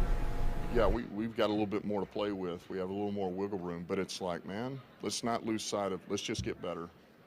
Like, forget. Well, man, can we acquire that? Can you? Let's just worry about, let's find a guy that can serve a certain type of role for us. You know, he's somebody maybe played some ball, he can start at a certain position for us, but we don't need to acquire these, these high level blue. You're paying the most for these guys because they're rated the #1 guy in free agency at that position. We just need to get better. Let's just get better in an area that we need to get better at. And and focus on that. And I think that's always been the focus.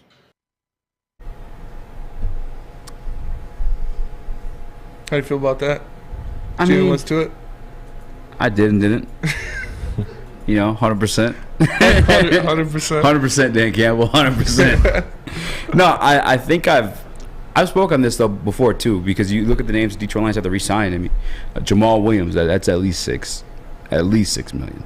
DJ Chark is a priority. We heard from the offensive coordinator himself, Ben Johnson. I'm thinking, and I know a lot of other people for some reason aren't, I'm thinking that's at least 15. And maybe if you backload a deal, not obviously 15 your first year, but that's a name. John Kaminsky's a name. Yep. And John Kaminsky isn't just a name to bring back and it's going to be cheap. Like, John Kaminsky was highly coveted when he was on that waiver line. He was. And guess what? The Detroit Lions picked him up. He was. Oh, no, he was. Lock but it or I don't not. think that's going to make him this expensive player that they're going to have to resign. No, not expensive, but more than you'd like to pay. Yeah. Right? That's a piece you got to bring back. And I think that's if I'm the Detroit Lions, I guess Jamal, yes, because he has the heart of the locker room. Like, he is the heartbeat of the team. He's number one, sure. But in a pound for pound on the field ranking, no, just say it. John Kaminsky's my number one. Yeah. I loved what he was. He offered that defense, the versatility he gave you too, from playing both inside and outside. Those NASCAR packages you saw throughout the season when everyone was healthy, they were crushing it. Mm-hmm. But those are all names you're gonna have to pay. On top of the people who want to sign Bugs back, Anzalone. some people, Anzalone, that's another one too. Yeah. I don't know if this one's coming back for sure or not, but even Deshaun Elliott. These are all pieces. If you guys like what you saw last year, every single one of these guys is a piece of that. Yeah. They're a piece of that team. Pretty good piece of that. They're a pretty big fact. Like, these guys aren't just bums that they're not bringing back. They were just space fillers. Like, these guys were contributors. And I want Tremaine Edmonds so bad. I want Tremaine Edmonds so bad. But, so that kind of hurt my heart a little bit. Yeah. It's like, we're not just going to sign the guy because he's top rated at his position in free agency. I was like, But I agree. If it means you're bringing back guys like Kaminsky and Bugs and Jamal and Chark, then I can understand why you're doing that, because you still have 2 first-round picks. You still have 2 second-round picks. You have the ability to get these guys to get talent and not have to pay a premium for it. So we'll see what goes on. But man, I just want Tremaine Edmonds. I want him. But it is what it is. If they're not trying to throw their money around like that, then I understand, because they have said that they don't think they're there yet, and that really is a their move, is paying that fat contract to a guy, bringing in a guy who has proven he can do it, and being that one of those last pieces. Like, we've talked about Jalen Ramsey, we've talked about Bobby Wagner, we've talked about Tremaine Edmonds on a different scale, because I still think he is a building block piece rather than that's what you need piece. But you still have the opportunity to build through the draft while re-signing your depth pieces and re-signing these guys that made the team what it was last year. Yeah, and I was never, like, in theory, to Tremaine Edmonds, 100%, 26-year-old guy, like, beast of, 6'4", 6'3", he's like, big dude. He's grown in coverage, like, he's been part of a good defenses, like, in theory, I would love that. I never looked at it as, like, a possibility, because Brad Holmes hinted to this too in the season press conference. He said the same exact thing. Is like, we're not going to pay a guy just to pay a guy. We want to pay the right guy. Matter of fact, even the other day, he said that it's dangerous to go about it that way. A guy that I think you can still get is Bobby Wagner. And I know people are probably thinking, like, well, it's going to be a high-priced guy, but no, it's a 32-year-old guy. Yeah. It's a 32-year-old guy who's ring chasing. It was quite evident last year. You think he's going to ring chase with the Lions? You know, it's up to up to Brad Holmes to sell him that. You know, but I wouldn't take it out of the realm of possibility. I guess a way to spin this too. This is pertaining to free agency and spending money and assets and guys. Mm-hmm. What about Jalen Ramsey? Is this a telltale sign of that scenario? Like, are the Detroit Lions? Is that really going to be a move they're considering or thinking about making? I don't know. Well, he just said they're probably not going to make any big moves in free agency. Yeah. So I would consider that a pretty damn big move in free agency to be made. Well, it's a trade. But, yeah, I'm with you. Still coming with a $19 million price tag. Yeah, 20. I think it was 19, 17, and 16. Yeah, this year it goes down at the trade. I think it's like 5 for us, which fuck yeah. And next year, I'm pretty sure it's like 20. Yeah. 20 M's. But, yeah, I did. Again, are you surprised nobody asked him about that? Jalen Ramsey? Yeah, did they speak on that? I haven't seen anything about that. I saw like a clickbait title of it, but I clicked on it to listen to it, and I couldn't finish it. Like, yeah, we like drafting these guys. Like, all right, so you're not talking about Jalen Ramsey. Yeah. I'm surprised. Oh, you know what? Maybe it's tampering. Is that tampering to speak about a trade? Yeah, probably. I think so, right? Yeah. Yeah. Maybe that's why. I remember getting the NFL mixed up with the NBA. I know NBA is really strict on their tampering. Yeah, I'm not sure. I think they can, if they're asked about it, they can answer. Yeah. Shout out to my guy Michael Mike in the Woodward Sports chat. I am his receiver 1. You guys didn't know. He said he'd draft me at 6. Your boy. It's pretty high praise. Shout out Michael Mike. That is pretty high praise. He probably drafted me at 2. I'm just saying. Yeah, I might draft you at 18. You got character issues. off the field issues. Yeah, I guess so. You could say that. Eazy be a top 5 pick if it wasn't for his off the field issues. That does make me wonder on the Jalen Ramsey stuff, though. But I mean, I feel like if you're getting,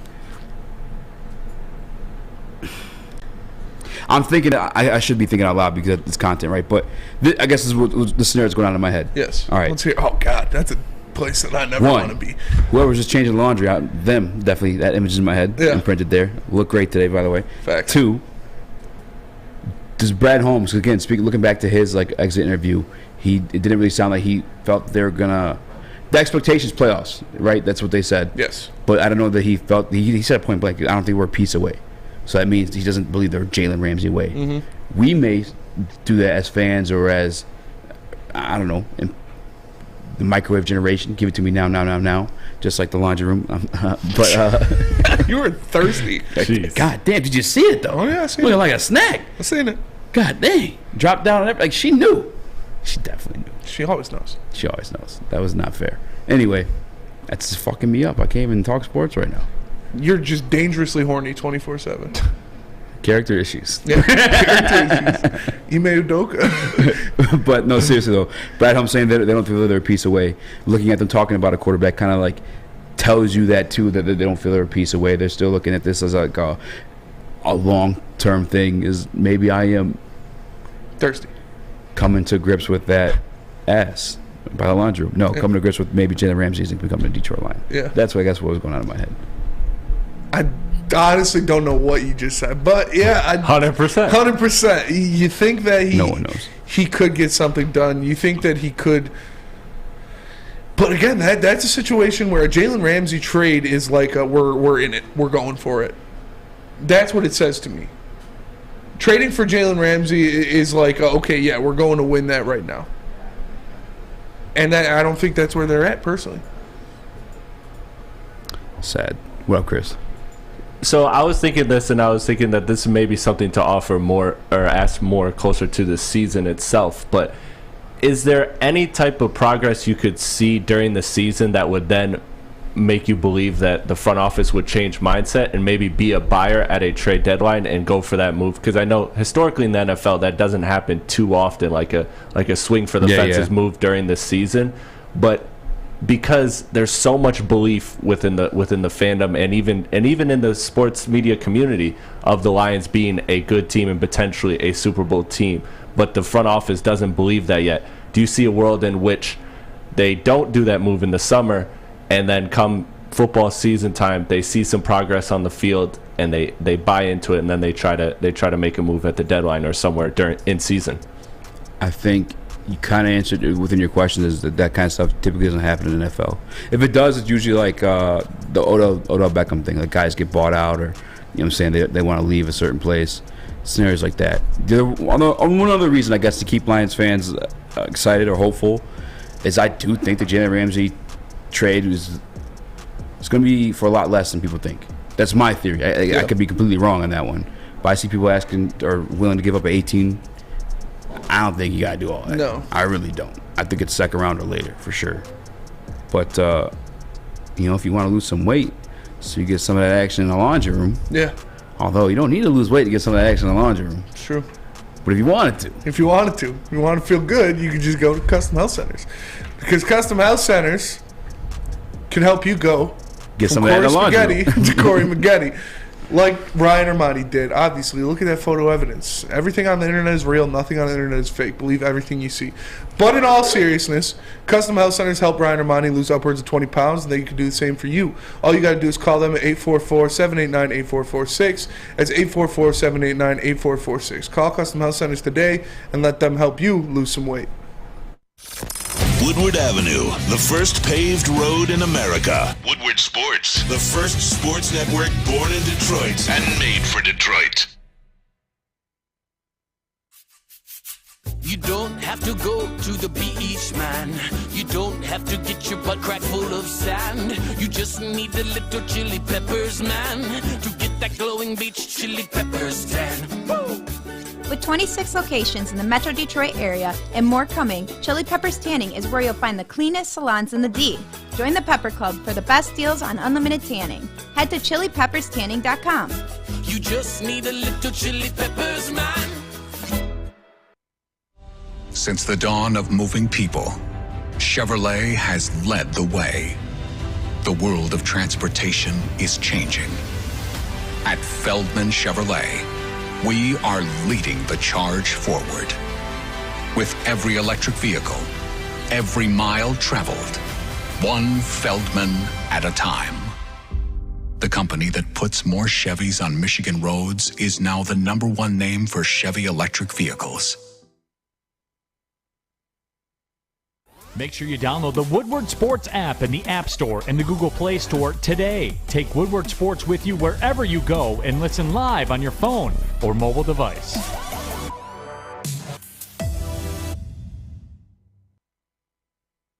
Uptime. I go first round because I'm a hole filler and shot caller, okay? Don't drop the baller while I'm all up in that. All right, sorry. That was trash. That was trash. It wasn't supposed to be a rhyming thing, but I felt like I had to at that point. Welcome back to Woodward Heavyweights, live on woodsports.com. The like button, if you guys haven't already. If you listen to us on audio, but Spotify, Apple Music, or wherever the hell else you listen to Spotify podcasts, Spotify, that's it. Hit the like button. Yeah. Makes me excited. There was a comment I wanted to get to in the Woodward Sports chat. These things are flying in, so I don't think I'm going to be able to find it, which sucks. I'm looking. Can't find it. Just give up. I give up. I'm over it. Sure, Jameson Williams, Great year stuff. 2 expectations, Riveting. Spinny. Yeah. Lay it on us. We got the video. Of Brad Holmes talking about what you could expect from Jameson Williams in year 2. Yes, we do. Obviously, we're expecting big things. I guess that's a good way to put it. It's kind of like a brand new first-round pick. The goal when we originally drafted him, we didn't know really how much we were going to get out of him, but it was good to have him get some kind of game experience to kind of feel the speed of the game. But, we're just going to continue to do everything that we need to do to make sure that he's set up to succeed. Jameson also has to hold his part and make sure that he's doing everything that he needs to do. So it's always accountability factor on both sides. But we expect big things from him. He's got rare talent, rare ability. He's got a serious passion for the game. And, we expect big things from him. But obviously we got to do both our parts to make sure he's set up to succeed. And we heard Ben Johnson say earlier last week that right now where this offense is at, they're talking like calculus compared to last year. It was more like pre-algebra. So when you're looking at something like that, you got to feel like Jameson Williams is a huge part of it. You got to feel like Jameson Williams is a guy that obviously will bring unlimited potential to unlock this offense. Mr. Unlimited. He is a guy that will take the top off the defense. He is a guy that will do a lot of things to help this offense just soar from a top 5 offense in what it was last year. Shots. Explosives. And shots. But you talk about how every time he touched the ball could have resulted in a touchdown, should have resulted in a touchdown last season. These are things you can't teach, is this disgusting, freakish speed and his ability in open space. So I'm just excited to see what he can do next year. Thinking out loud. 100%. No, I'm just thinking out loud. When I hear the Anthony Richardson stuff, I guess more specifically them interviewing him, and then you bring up Jameson Williams. We've discussed Jameson Williams, like what we think he's going to be year 2. We discussed him touching the ball, scoring every single time, and we've also discussed the times it felt like Jared Goff kind of like shortchanged him in those deep routes, and some of it could be chemistry, some of it could be Jared Goff golfing it up. It happens, whatever. It's the type of guy he is. But who has the biggest arm, arguably, in this draft, Vinny? Anthony Richardson does, arguably. Who can connect with J-Ball on those deep routes in the Decembers in New York? I mean, I don't know. Quarterbacks, On I'm a not Tuesday. sure if I've seen On a Anthony Tuesday, Richardson do under it. 69 degrees. But it's also snowing. I'm not in love with Anthony Richardson by any means. Okay, we just met. No, but seriously, I'm not in love with him as a prospect by any means. But I have to be truthful about the actual attributes that he does have, and it is that big arm. It is that deep ball. It is the running ability to extend plays to guys like Jameson Williams. When shit's breaking down, you're playing the backyard football, Patrick Mahomes stuff. Richardson has that ability to extend the play. J-Mo has the speed to break off from wherever the hell. You can't guard him for too long. There's just no way you're going to be able to when stuff breaks down like that. I'm wondering if that's what they're seeing in their head when they're interviewing like Anthony Richardson, and they're like, damn, we really want this kid to like be what we want to mold as a football player. Because you heard Brad Holmes, or maybe it was Dan Campbell said it yesterday, we want them to love the game of football. We want them to have to stand up when talking about it because they're just so goddamn excited about it. Yeah. And I just hope that, well, I can't say I hope that Richardson is that, because I'm weary on him. But if he is that, goddamn, I feel like they're falling in love with that possible marriage, because I am. That's the imagination. That's the only thing that just got me to stop thinking about Shorty's ass just now was that pairing. Anthony Richardson and Jameson Williams. Yeah. Connecting on deep balls, extending plays, taking shit to the crib just from a little, Tyreek Hill stuff. Not that Jared Goff can't, because he can, but we said this before too, that deep ball's like the home run. Some guys can hit them. Everyone can hit them. And then it'll be at that level. I can't hit them. But some guys hit more of them. Yeah. And Anthony Richardson has that type of arm where he's just going to hit more of them. And I'm falling in love with the prospect of that. And Russell Brown said, like, the two highest guys on the Lions board at quarterback are Bryce Young and Anthony Richardson. Yeah. And Bryce Young falling used to throw the ball to Jameson Williams. Williams. And Anthony Richardson seems like a guy that could get it out there to Jameson Williams. Yeah. Just saying. Shots. Explosives. I'm just saying. Shots. I guess I do want to ask this to you and like the listeners too. Is like the guy that I told you guys I was falling in love with was C.J. Stroud. They haven't interviewed him, it sounds like, or at least it hasn't been reported they interviewed him. They haven't interviewed Bryce Young. Do you think it's because they don't think he's going to fall to them, or do you think they're just generally not interested? Like, is it just only Anthony Richardson? I think they feel like Bryce Young is not going to fall to them, realistically. Yeah. And I feel the same way. And I think they just might not be interested in C.J. Stroud. Yeah. I feel so guilty because at one point in time I was in love with Bryce Young as a candidate for the Detroit Lions, but now that like the size thing truly does. He's 5'6". Dude, not even that. I mean, I don't even care about him being short. I mean, Russell Wilson. I mean, no, that's actually part of it too. Because, yeah, you do have Russell Wilson. You do have Steve Young. Sure, if you want to throw Kyler in there, what the fuck has Kyler done? Being for real. I mean, he can run. Kyler Murray's. He hasn't done nothing yet. Kyler Murray's got all the physical tools. He's just a head case. He cares about Call of Duty more than he does football. Again, he's hurt. Size is a thing in the NFL. You love it, Ndamukong Suh. You love it, Jalen Carter. What are one of their attributes? Size. Yeah. One of the attributes of Anthony Richardson. Size. Like, it is a thing that kind of like matters. And I don't even know, like, outside of the gamesmanship of him just being able to like make shit happen when everything breaks down, what does Bryce Young bring besides that? I guess you speak to it all the time. His ability is his deep shot ability. First of all, his arm? love for the game. Yeah, he's got a great arm. His love for the game. He's a gamer. Like, he shows up in the game and makes things happen. His love for the game. How he studies the ball and what's going on there, playing different things, doing film study is impressive. So there are a lot of things to like about Bryce Young for sure. He's just 5'6". So he's not 5'6". He's 5'6". Stop disrespecting short, light-skinned men. He's 5'6". I got You problems. just disrespected him. I didn't disrespect him. You said you don't like him because he's short. So I don't like him because he's black. No, I'm just kidding. I'm playing. Jeez. JB. That was not me. Five-star reviews. Hit the like button. That was Solo easy. It's Kim. like, that was Joe Rogan. Yeah, what was that from? It was they were commentating the fight, and he was like, so and so in the in the black trunks, so and so in the blue trunks. He's like, or so and so black guy, so and so white guy. He's like, that was Joe Rogan. I love being black. We can say whatever. You guys got tippy toe around everything. You got tippy toe around everything. Even more than being black, I love being mixed because you don't know what I'm mixed with. Yeah, it's true. All of it. Darius looks more Mexican than he looks anything else. With the mustache, for sure. Yeah, oh, the mustache, dude. I got the side-by-side picture of him and Cheech. Yeah. Oh, I'm messing that. I don't know who Cheech is. I don't know why I just said yeah like that. Like, yeah. From Cheech and Chong? 100%. Oh, he met Cheech. No, he just looks exactly like him in this picture. Oh, I do got to see that. I need to see this. I'm going to send it. Well, how about you tell us about Guardian Alarm, then you find it during commercial break. All right, for sure.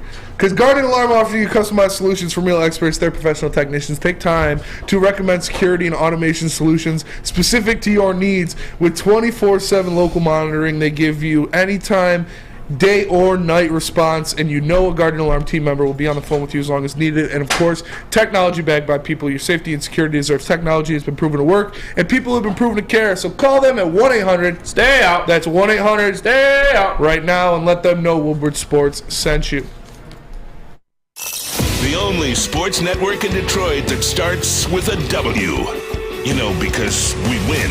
Woodward Sports, Detroit's winning sports network. Introducing the Planet Fitness Guide to getting that post-workout glow. Step 1. What's your why? More epic energy? Better sleep? Blow off steam? Step 2. Join Planet Fitness for just $10 a month and get moving in our clean and spacious clubs. Step 3. Bask in that post-workout glow. Join Planet Fitness today for just $10 a month.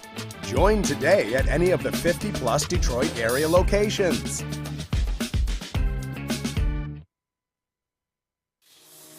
It's a great day to get some Centron in your life. Okay. There it is. Centron, here we go.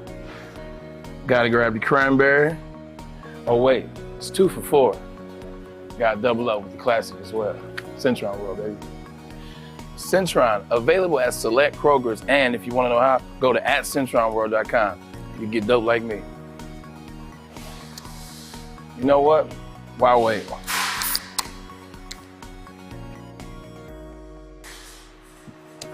Great taste, guaranteed.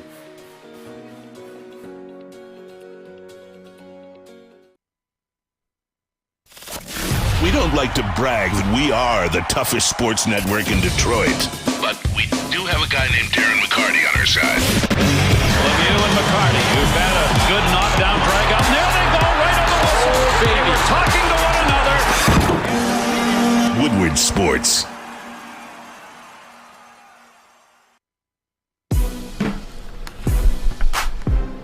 Yo, chill. He does look just like him, though. You guys missed Spencer drinking bleach. Look at your hoodie's all ruined. Yeah, fuck. That It was sucks. a bright pink before. Ruined my hoodie. That's literally what the hoodie would look like if they got bleach on it. But put that picture back up for a second. This is my boy Darius, and yeah, that's when he looked like Cheech from Cheech and Chong. And the mustache was awful. It was awful. It's honestly the same person, just a different camera. Yeah. The mustache was terrible. We got him to shave the mustache for sure, but MPWMU. I thought Eazy was Korean. I can see Blasian. You got squinty eyes. I am. I'm everything. Can't tell me I can't say shit because I'm everything. Aren't you I'm everything. Italian? I'm 1% Italian, actually, factually. Yes. Hell yeah. Reggaeton. My people be piping. Yo, chill. Maybe my people piped your people. Oh, fuck. Now it's Sicilian. Oh, God. Donberry, Easy mixed with a box of lemon head candy. Donberry, we got a long running beef where he just makes food references to me. And now I'm just realizing it's probably because I'm fat. Yeah, probably. At first, I thought it was because he was bad at diss tracks. But what's this thing with the NFL making pass interference reviewable? Is this going down? This is something they've been talking about, if they should make pass interference calls reviewable, like challengeable. What? You gonna say something about Jimmy Hoffa? No. Yeah, because I'm Italian. Yeah, oh, this guy's buried in my backyard. What are you talking about? No, but I just... It's like a... it's a judgment call. You know, pass interference is basically a judgment. How are you going to review a judgment call? I feel like the refs are going to get so entrenched, unless it's like something blatant, like what happened to the Saints in the Rams game in the playoffs that kept the Saints out of the Super Bowl. That is the reason Jared Goff went to his one and only Super Bowl, because that disgustingly blatant pass interference call didn't get called. I should bring that out in every golf argument. Like, if something like that happens, then yeah, I can see it. But can you challenge a call that wasn't made? Because that wasn't made. So could they throw the flag and be like, that was pass interference? Or does it have to be on pass interference calls that were called? I think that's getting in a slippery slope. Although I understand where they're coming from. Like, yeah, if it's not pass interference, you want to challenge it. But then refs will be like, no, he tugged him right there. And you could call pass interference on every fucking play if you're reviewing every play. Like, corners tug, corners hold. I think the review is to, like, go against it, like when it is called in the New Orleans Saints situation. Like that, I think that's what the reviewing is for. Like when the call is actually made, because obviously we all bitch about it. It's very inconsistent. I mean, I've seen Jeff Okudah play. The New England game actually is a perfect example of it. When Jeff Okudah got that one along the sidelines, that pissed me off. I don't think that was pass interference. That was a bullshit call. Yeah. I think stuff like that 100% should be reviewable. But again, they can, like, if he tugs him a little bit. If he tugs him a little bit. I'm lefty. If he tugs it a little bit. Is it gay? Or if he holds the hand. Is it gay? Holds the arm. Not if you don't make eye contact. But they could nitpick that shit to the last detail of like, oh no, he pulled his jersey right here. But we got to think about that's what they're doing already with the catch rule. You know what I'm saying? Like, did he make a football move? What the fuck's a football move? Yeah. You know what I'm saying? Like, that's true. And it changes every time. Exactly. But I feel like it's more so for those situations. To be honest with you, I don't care if it prolongs the game. I already know these motherfuckers want to sell ad spots during a review anyway. Do it. I'd rather prolong the football game. Because here's the thing, too. When you're watching football, it is appointment viewing. All right? You have nothing else scheduled for that day outside of Thanksgiving. Your girl knows. The fucking world knows. Sundays, they say Saturdays are for the boys, but Sundays are for the boys. Yeah, facts. Sunday, your girl knows you're either getting the chores all done in the morning or they're not getting done. Yep. Because you're watching football all day. All day. So if you're prolonging the game, I got nowhere to be. This was my plan for Sunday, was to watch football all day long. Mm-hmm. So please, bring the review. I'm sick of that bullshit. Like you said, Jared Goff, I had these gawk 16s coming at me about how he went to the Super Bowl because off a fucking bullshit pass interference play. Yeah. I don't need no more of that. Get the call right. But I don't know if they can you review a call that wasn't made? Because that call wasn't made. No. I'm saying they're 100% talking about when they make the call. Yeah. That's when they're talking about. Because if you're looking forward, that doesn't make no sense. Comp Sauce says Sundays are for family. No, Sundays are for football. Yeah, Sundays are for football. What are you doing? Yeah, I don't have off-season Sundays are for family. I don't have a family. I'm your family, dude. I fucking love you, bro. It's like that sandwich video. Have you ever seen that? You made me a fucking sandwich, dude? Bro, take a fucking bite. No, I think they're 100% talking about like when it's called. At least I'm assuming so. Does anybody in the Woodward Sports Chat have more? JB, do you have more information on this one? Like, when are they talking about doing the actual reviews? Like, I have no more information than you guys do. Damn it! As far as I know, I believe it's just the pass interference plays are called. It can be reviewable. That would make the most sense. That's what I'm saying. That's what makes the most sense. Yeah. So get the call right. I'd rather you get the call right because to me, it disgusts me. It fucking grosses me out. It's one of the reasons, like, outside of me not being able to afford League Pass anymore, it was one of the reasons I kind of like stopped watching NBA. Is like the officiating is fucking disgusting. League Pass is fire. It is. League Pass is absolutely fucking nuts. It's awesome. Cavs was my favorite League Pass team last year. Who is it this year, Chris? You got it. I don't. Flex on us. It's It's easily the Cavs. It's Still? easily Again? the Cavs. Yeah. Yeah. I love watching that court. I don't know. The Grizzlies have been really fun. The Grizzlies are fun, but they got a lot of TV games now. Yeah. Honestly, Yeah, they are on like TV a lot. I'm looking at the teams that aren't necessarily on. And recently the The Knicks. Lakers are never on TV. Yeah, that's a team too. That's a team Yeah. you really gotta bury and do your homework. Yeah. I actually enjoy watching the Lakers. I don't. when LeBron's I do. Lakers fucking suck. Yeah, what's Most going on? overhyped team in the NBA by far. Well, I mean, they have LeBron fucking James on the team. That's Yeah, why. well, still Wait, number one league pass team, the Chicago Bulls. They picked up Pat Bev. Oh, idiot. Stupid. It's 100%. My dad said it yesterday, and I was like, that's my fucking dog. He was like, I don't think there's a player in the NBA I hate more than Patrick Beverley. I was like, that's my fucking dog right there. If there was any doubt. Yeah, if there's any doubt. I almost want your dad on the show one day. Yeah. Oh, he has to. I don't know. He's kind of a shy guy. Yeah, we got some, get some. What'd you get him for his birthday? Scotch. Yeah. Some scotch in him. That fancy ass scotch. Macallan 18. Yeah. Wait, did you say you finished it though? No, there's still some left. It's like a $700 bottle of scotch. Yeah. How pissed would you be if he finished it already? No, I mean, It's for him. I got it for him like a year and a half ago. You know who's the best gift giver in this room? Well, I mean, that's a good gift for your dad. JB. Yeah. JB's the best gift giver in this room. Aw. Yeah. Shroom. JB, when you first met me, What's up? what race did you think I was? I mean, I thought you were black, but apparently everyone else thought you were white. I just saw Asian in there. Really? Yeah, someone just said Orient. I don't know if maybe they're joking. Did we make this overboard? I thought you were black, Easy. What is easy? Just all the different races. We only you can only make 4 options. So And the last one is Hunter Likes. Yeah. Yeah, the last one's on the likes for sure. I've been Chaldean. I've been Hawaiian. I can see I've Hawaiian. been Samoan. It's basically the same thing. Yeah. Yeah. That's kind of racist. Is it? No, it's not. Same tattoos. Whatever. I've been Mexican. I've been Puerto Rican. It's that same thing. You don't look Mexican to me. Yeah. Well, you also know me at this point too. Like, Yeah. I don't think you would think that. I guess you also do know Darius, and Darius does look pretty Mexican. Can you see the picture one more time? Oh yeah, this is great. But this is the beauty of the direction the world's going towards. Clown sauce. It's like, no! Turn house. But it's like, there's not going to be any more racism because everyone's going to look like Darius in a couple of years. Such a bad picture of him. He's going to be so pissed. When You gonna show him? You put it? Yeah, oh, yeah. You He hates that picture. I got another. Oh, I'm going to send you another one. All right, bet. And then send someone of him fighting. I'm just going to fight round. Dude, round loved his ass up. So that'd be even more worse. All right. Let's do mailbag. I got a lot of good pictures. Because the prep sheet says bullshit. That's the same thing either way.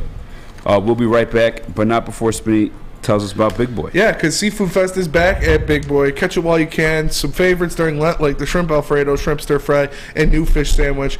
Get to your local Big Boy today. And don't forget the all-you-can-eat fish fry buffets on Friday nights. Go to Big Boy and satisfy those taste buds. Love Woodward Sports? Love wearing clothes? Then you should be wearing Woodward Sports clothes. Check out our full line of merch at woodwardsports.com. Just click on shop. We have all your favorite designs, like Dan Campbell kneecaps, Beverly Hills Golf, Woodward Golf, and of course, our own logoed out merchandise. Men, women, infants, kids all love Woodward Sports. Impress your friends. Impress your boss. Impress your dog. Buy Woodward Sports merch today. When it comes to making your haircut truly an experience, there's no better place than Lady Jane's Haircuts for Men. Come to any one of our 26 Metro Detroit locations for an award-winning haircut experience and qualify for a chance to win a down payment for your dream home up to $200,000. Our precision haircut and talented stylists will have you looking good, feeling good, and give you a chance to change your life forever. Lady Jane's Haircuts for Men, open 7 days a week. Walk in anytime. It's wicked awesome. Make sure you download the Woodward Sports app in the App Store and the Google Play Store today. Take Woodward Sports with you wherever you go and listen live on your phone or mobile device.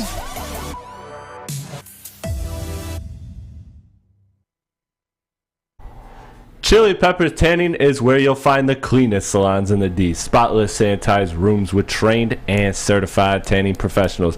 Join the Pepper Club. They got all the best deals where they beat all competitors by $5. $5. $5, y'all. Make sure you go do that.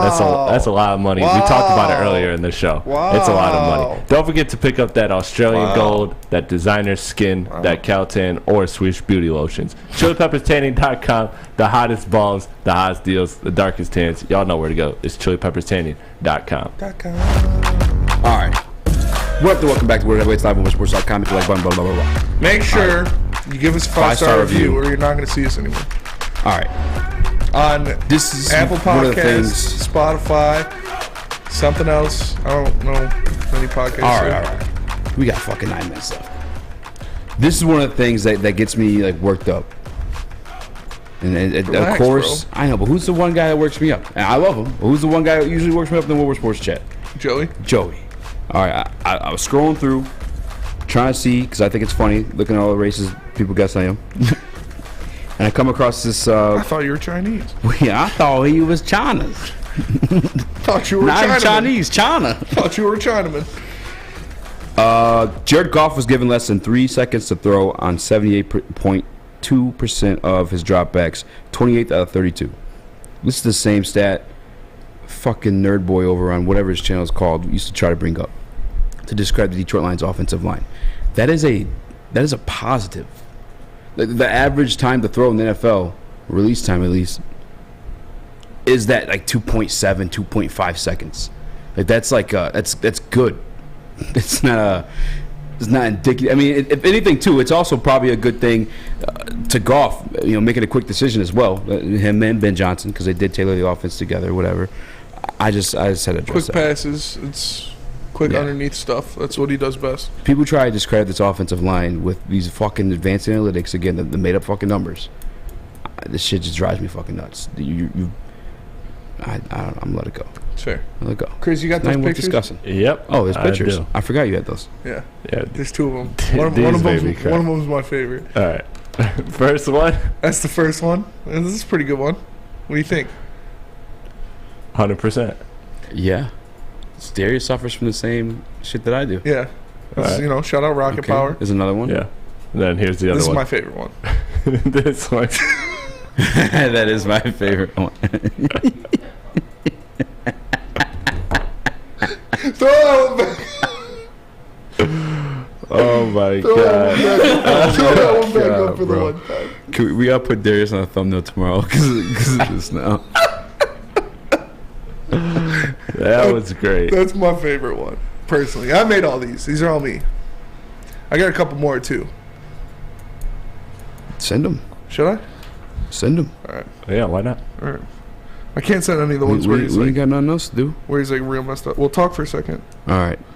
We can't talk, bro. We can't be both just sitting there on our phone. No, I'm reading comments. I don't have my laptop. Yeah. I guess How's I your could day just go going, in. Easy?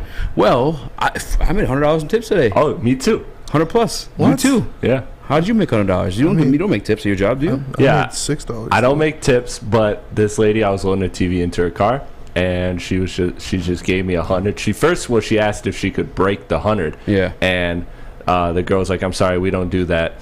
And then she's like, "Okay, that's okay." And she just turned around. And I was like, at first, I was like, "No, come on, like that's way too much." And she was insistent on me having the $100 tip. So I took the $100 tip, and it was that moment right there that I realized those conversations we had a week ago about what you would do for $1 billion, all morals out the window. Because $100, $100, this nice old lady had me feeling some type of way. Facts. That was something I was thinking about too on the way home yesterday. Is I was like, all these people for Jalen Carter, because we did say it's bad. Yes. To run away, whatever, but he has a bright future ahead of him. What would you guys do for $1 million? Him running away I would do anything for for $1 multiple million. millions of dollars is like, come on. I guess look at it in that light. You know what I'm saying? Like There's not a lot I wouldn't do for $1 million. Oh, we know, Spinny. It's been well documented. Yeah. You might have character issues. Yeah. I don't know. My If character he issues. does, he's got $1 million too. Facts. To go with it. That is true. If an NFL team asked me what I'd do for $1 million, I'd crack. Crack, like do crack. No, like I'd crack. Like I'd tell them. I'd be like, man, there's not a lot I wouldn't do for $1 million. Yo, yeah. Oh, for sure. But you also actually that's different though because Like you know, I'd drop kick a 4-year-old for $1 million. All right, look at this. 4-year-old could survive that. You kick like a bitch. No, I'm not fucking around. I'm not. Oh God, this one. And then we got I feel bad you posted this. This I'm not comfortable with this one. This is one of my favorites too. This is my second favorite. It's just so perfect. Is there anyone more roasted in your group chat than Darius? No. Is there a second place? No. It's just all Darius. Yeah, it's just all Darius. Chris. Oh man, you're the Darius of the show. How does it feel to be the guy, the target? You're just used to it. It's just part of it. One, I don't get it that bad. And two, why is Lucas changing Taking your behind shirt off? me? I don't know. That was weird. But two, it don't bother me. You know that. Throw up the acorn one again. The acorn one. You guys got to really look at this to appreciate it because the little hair on the top of his head is standing up. That looks like the top of the acorn. And he's got the band on his head that was like pushed up, so his hair is. That's one of my favorites. No, we got it. We're all here. That or the cigarette are my favorite. The cigarette was top tier. Cigarette was the best. The cigarette was undefeated. Yeah. Wait, Yeah. did you make these? Yeah, I made all of them. That's why he's guessing. Those are all made by me. Every single one. I got more too, but I can't show those ones because those are embarrassing. Yeah, you're good. I was gonna say the thing about like being that friend, I guess in the group chat or whatever, is like as long as like the heat coming is fire. Yeah. You know what I'm saying? Like yeah. that's. Oh yeah. When it's not, that's just like all right. Like you're just trying to look cool or some shit like For that. sure. Yeah. Are we fire with it, Chris? I mean, usually it's I feel it's like not the bad. only one he got real upset about was the list. Was the list one? Yeah. That was the only What one. one? But I think he was more upset with himself. The though. basketball list one, the one that Oh, the draft one. The draft one, yeah. That just happened. No, I he wasn't blocked upset. it out already. He's like, wait, Yeah. what? It's one of You those blacked things you it just out. got instant PTSD. But no, I didn't. I was just frustrated with myself with that one. Yeah, that's why I honestly. just said. Yeah, I think you're It just more wasn't upset with anything you yourself. guys said. I don't know. Yeah, it's What? I don't know. When it's not the same context, but like, all right, let's talk our most embarrassing moments in Woodward sports because yours was it the list? Yeah. For you, Mine Chris? was I hope so. when you guys set me up for failure. Yeah, I was gonna say for the Glover Quinn interview. Quinn interview. Yeah. And you were telling me honestly, it was just that whole time I was there. Because you're like, hey, pull up this. We got a graphic. We got a graphic in there. Can you pull it up? I was like, there's no fucking graphic in here. All right, so what Spinny's talking about is you do it to me once a week, Easy, and then you go, oh, I forgot to put it in Slack. My bad. What? Shut the fuck up, Chris. I'm sorry. No, but with Spinny though, it was the first. So Nick and I were filling in for Ermanni and Edwards, Yes. and then Stick was TD, and then I don't know what the fuck he went to do, but he just threw Spencer in. Yeah. Completely unprepared. Never done it before. In the middle of like right before about to do an interview with Glover Quinn on VMix, it was just all fucked up. Yeah, it was bad. It was all fucked up. Set me up for failure for sure. Trying to think of my most embarrassing moment on air. What do you have anything come to mind? Not really. I was too nice with this shit. You feel me? No. I guess my most embarrassing moment came after.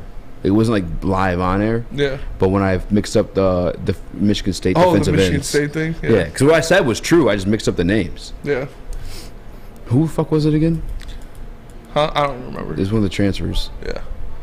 Whatever. I guess that'd be it. You got flamed for that. You know what though? I did get flamed for that. Whatever. Just name mix-ups happen all the time. Like live on air. I don't care. I fucked up. Yeah. When I used to be TD. Back in my day. That's how I started out. I actually started out doing social media. But anyway, for the hook.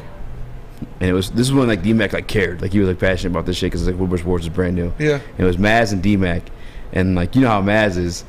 And like at that time too, because he's old too. So like sometimes we was trying to teach him how to send shit in all the time, and like he wouldn't. It'd be like the Chris situation. But when we give you shit, I'm over it already. I'm just giving you shit, like it's for it to be funny, or whatever. Maz generally like will be upset with you, and then you know how D-Mac is too. Like when his teammate is upset, or whatever, like he fucking attack. Dude, that shit was fucking. Oh, dude, I hated it. That's probably my most embarrassing. Well, because Maz would be like, pull that up, and he didn't send it. Yeah, it'd be all pissed off. The D-Mac be all pissed off, and be like me and Pilar like be like, all right guys, let's move on. And they'd be like, nah, like bitching like live on air, like, all right guys, let's keep going. You didn't send it. Especially D-Mac. You know D-Mac will fucking... Oh, yeah. He either doesn't send it or he'll send it like seconds before the show. that's probably it. JB, do you have a most embarrassing moment yet? I don't think so. If anything, it's probably just when these phones don't work. That's so irritating. I'm sorry, but it's really irritating. Yeah. Yeah. But it's not even falling on you either. That'll do it for us today. We appreciate you all tapping in to the Woodward Heavyweights live on woodwardsports.com. For the man on my left, the one and only Speak Easy, Chris Platty in the TD booth, JB Smooth on the ones and twos. I am Spencer Exter. We are the Woodward Heavyweights, and we'll catch you guys tomorrow. Peace.